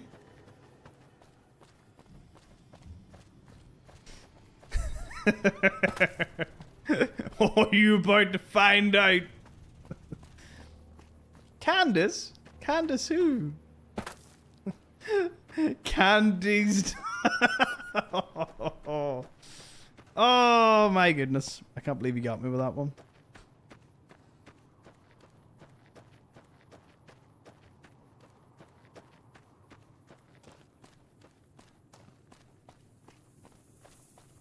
Working on NCR Ranger cosplay? Nice.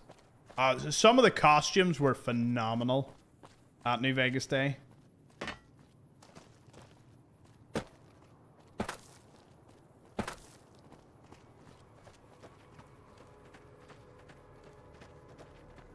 Knock, knock. Oh, I love these jokes. Where's this going? Most people were dressed up. In fact, if you weren't dressed up, you were definitely in the minority. Which I did not expect. Last year, it was 50-50. There was a lot. It was a lot more 50-50 last year. I didn't feel so odd one out, but since I was wearing cosplay, I quickly realized you would have been the odd one out. Next year, I got a planned outfit. Honestly, just go simple. People love it, and you need to prepare for the fact that you'll be in it all day, and it'll probably be a lot hotter and not as much rain as there is. So you need to plan for something you can live with wearing all day. Wifey and I were thinking Nick Valentinelli. Yeah? There was a couple of cool. There was like Silver Shroud and Piper. There was... Man, there's so many. So many. I used to not like facial hair, but I think it's starting to grow on me. Orange. Orange, you got... Glad I didn't say banana. Oh, dear.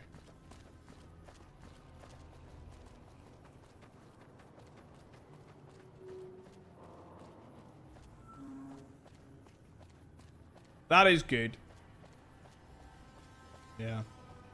No, definitely plan out a cosplay if you are going. I hope to see as many of you as I can in West Virginia. And Nevada. My attendance to both pretty much confirmed. I don't see anything really getting in the way of them. And I doubt the family are going to book a holiday over either, because, you know, rather go and be with the community. But hey, I'm just back. I have a lot of work. How hot was the jacket? Do you know what? On day one, when it wasn't raining, I was worried that I was going to smell like a garbage truck of just sweat and BO and just, you know, I put on all the stuff I could, but I couldn't, you know, the sweat was running off me. I don't know what happened, but it just never ended up being as bad as I thought. It just was okay. It was actually really, really good at keeping... It kept me warm and dry in the rain. So, yeah. Leather jacket was king. Now, wearing it for the live stream, I don't know how long that's going to be. Man's about to sponsor a deodorant company. You were thinking that? Against my expectations, Tommy doesn't stink. No. At one point, I even got complimented several times because I smelt of Chanel Bleu Parfum. Parfum.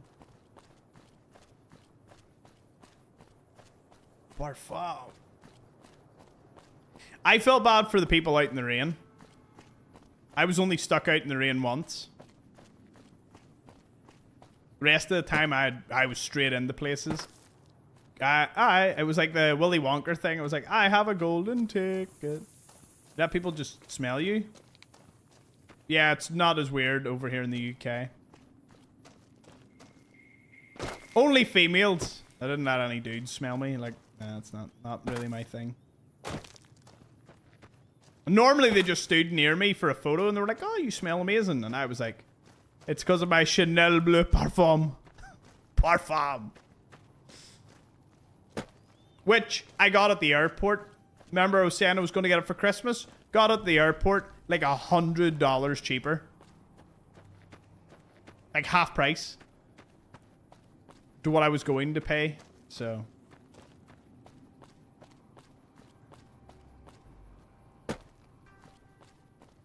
yes, at least, you know what you should do? Go to the Fallout Fan Celebration website, hit the tickets, or at least hit, like, the dates, and mark it in your calendar for something to, you know, give a wee eye out if you get the tickets, if you get the time. You know, check flights, see how cheap a trip it'll be for you. Honestly, plan ahead, because if you get those flights 4 to 6 months out, you can pick them up for next to nothing. Like, I'm picking up my West Virginia ones probably, like, you can't get flights this far ahead. I thought it was 9 months. Oh, isn't it about 9 months? For me, it's 9 months. Maybe it's different for yous. So you can't get the Nevada ones right now, but I can definitely look up West Virginia.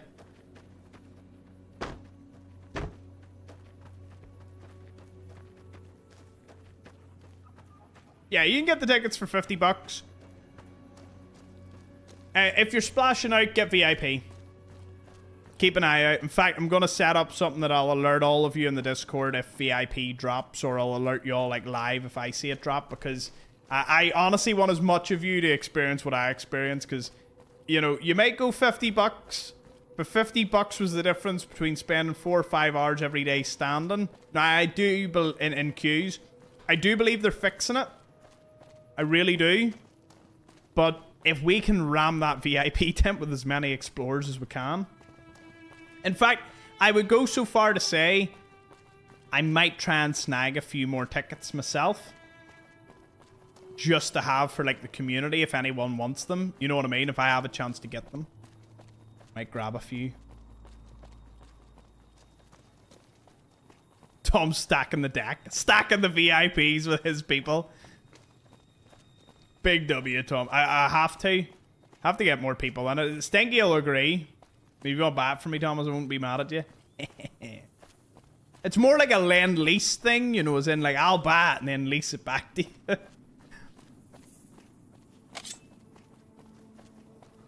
But no, that'll be good. So, yeah. Get as many of yous in. Yeah, if you want to join the Discord, jump over to Twitch and just do !Discord, and that'll get you right in. Double the price. No, same price. Just if I can get them, I would just give them straight to people. They are $250 for each event. Now, again, I am trying to stress that if you're making the long haul to this trip and you're saving up, or, you know, if there's anything you want to splurge on, that VIP ticket is worth its weight in gold. I'm not on commission. I don't care. I just want to tell you how it is. Know what I mean? Because, you know, people are like $50. I get it. I do get it. But if you're traveling a good bit and you're investing in traveling and going there, you don't want to be standing for several hours. Now, I do hope they fix it. In fact, I would love it that you could buy a ticket and it's, you know, maybe a max of an hour wait for something. You know, maybe longer than an hour for something that, you know, maybe a lot of people are queuing for. But I just don't want to see it like last year where, or I don't want to see it like this year where it was like 3-4 hours for a bus. That's the other thing. If I do go, I would be very, very tempted. Like, if we can, what's the word? I would love to organize it a lot better so that if explorers were coming, we would try and find like a similar place for everyone to stay, you know, and get like hire a bus or something to take us to and from. You know what I mean? Like, invest in something like that. If I'm able to, I would love to do that for the community, because, you know, have like a mini VIP just for us would be awesome. But we'd obviously have to agree on things, get things sorted. You know, again, part of me sitting thinking maybe we should just, you know, maybe get like an Airbnb or an RV or something at Goodsprings. There's loads of options. I appreciate it, Jeanette, because the guy that did the tours for us, he also said he could help pitch in to sort out that for an event. You know, all I would need is to contact like someone in Goodsprings to kind of let us park there. You know, and an RV could sleep a fair amount of people. Or, again, if that's too complicated, could just get a nice hotel somewhere. Just kind of see if we can get as many of us into one hotel as possible. And then just get transport to and from Goodsprings there. I'm going to drive. My van holds 6. Hot damn! That would have been a lifesaver.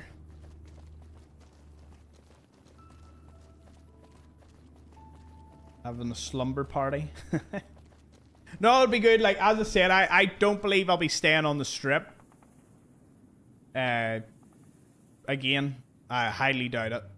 Hotels are too expensive for what you get, and if you want to go visit the strip, you could always just get an Uber there from, you know, a sort of a cheaper hotel somewhere.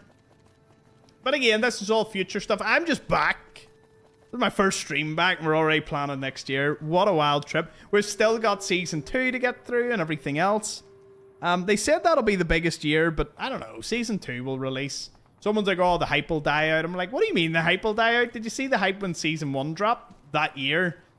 Of the, you know, like the event was off the charts after Season 1.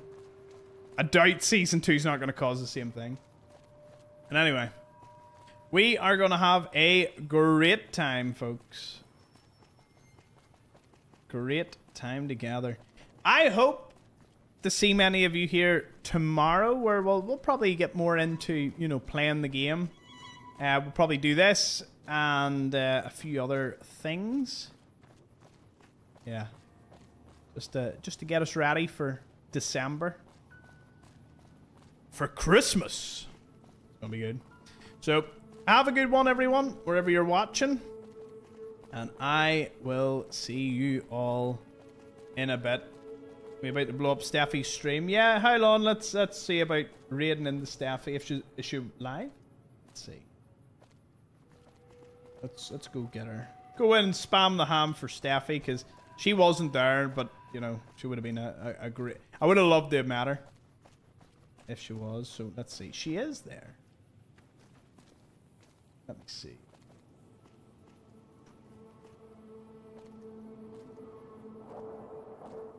Where is the button? There it is. There's the button. You alright to go say hi to Steffi? She is lovely. Let's get a raid together.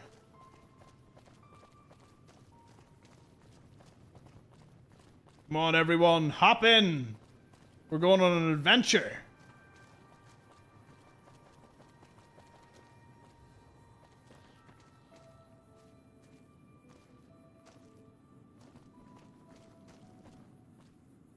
Get ready to raid, folks. Gonna go. It's gonna be big. It's gonna be huge. Jade arrived. Good to see you, Jade. Is that everyone? Are we all ready to rock? Ready to roll?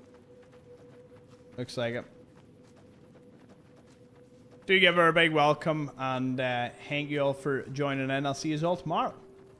Let's go.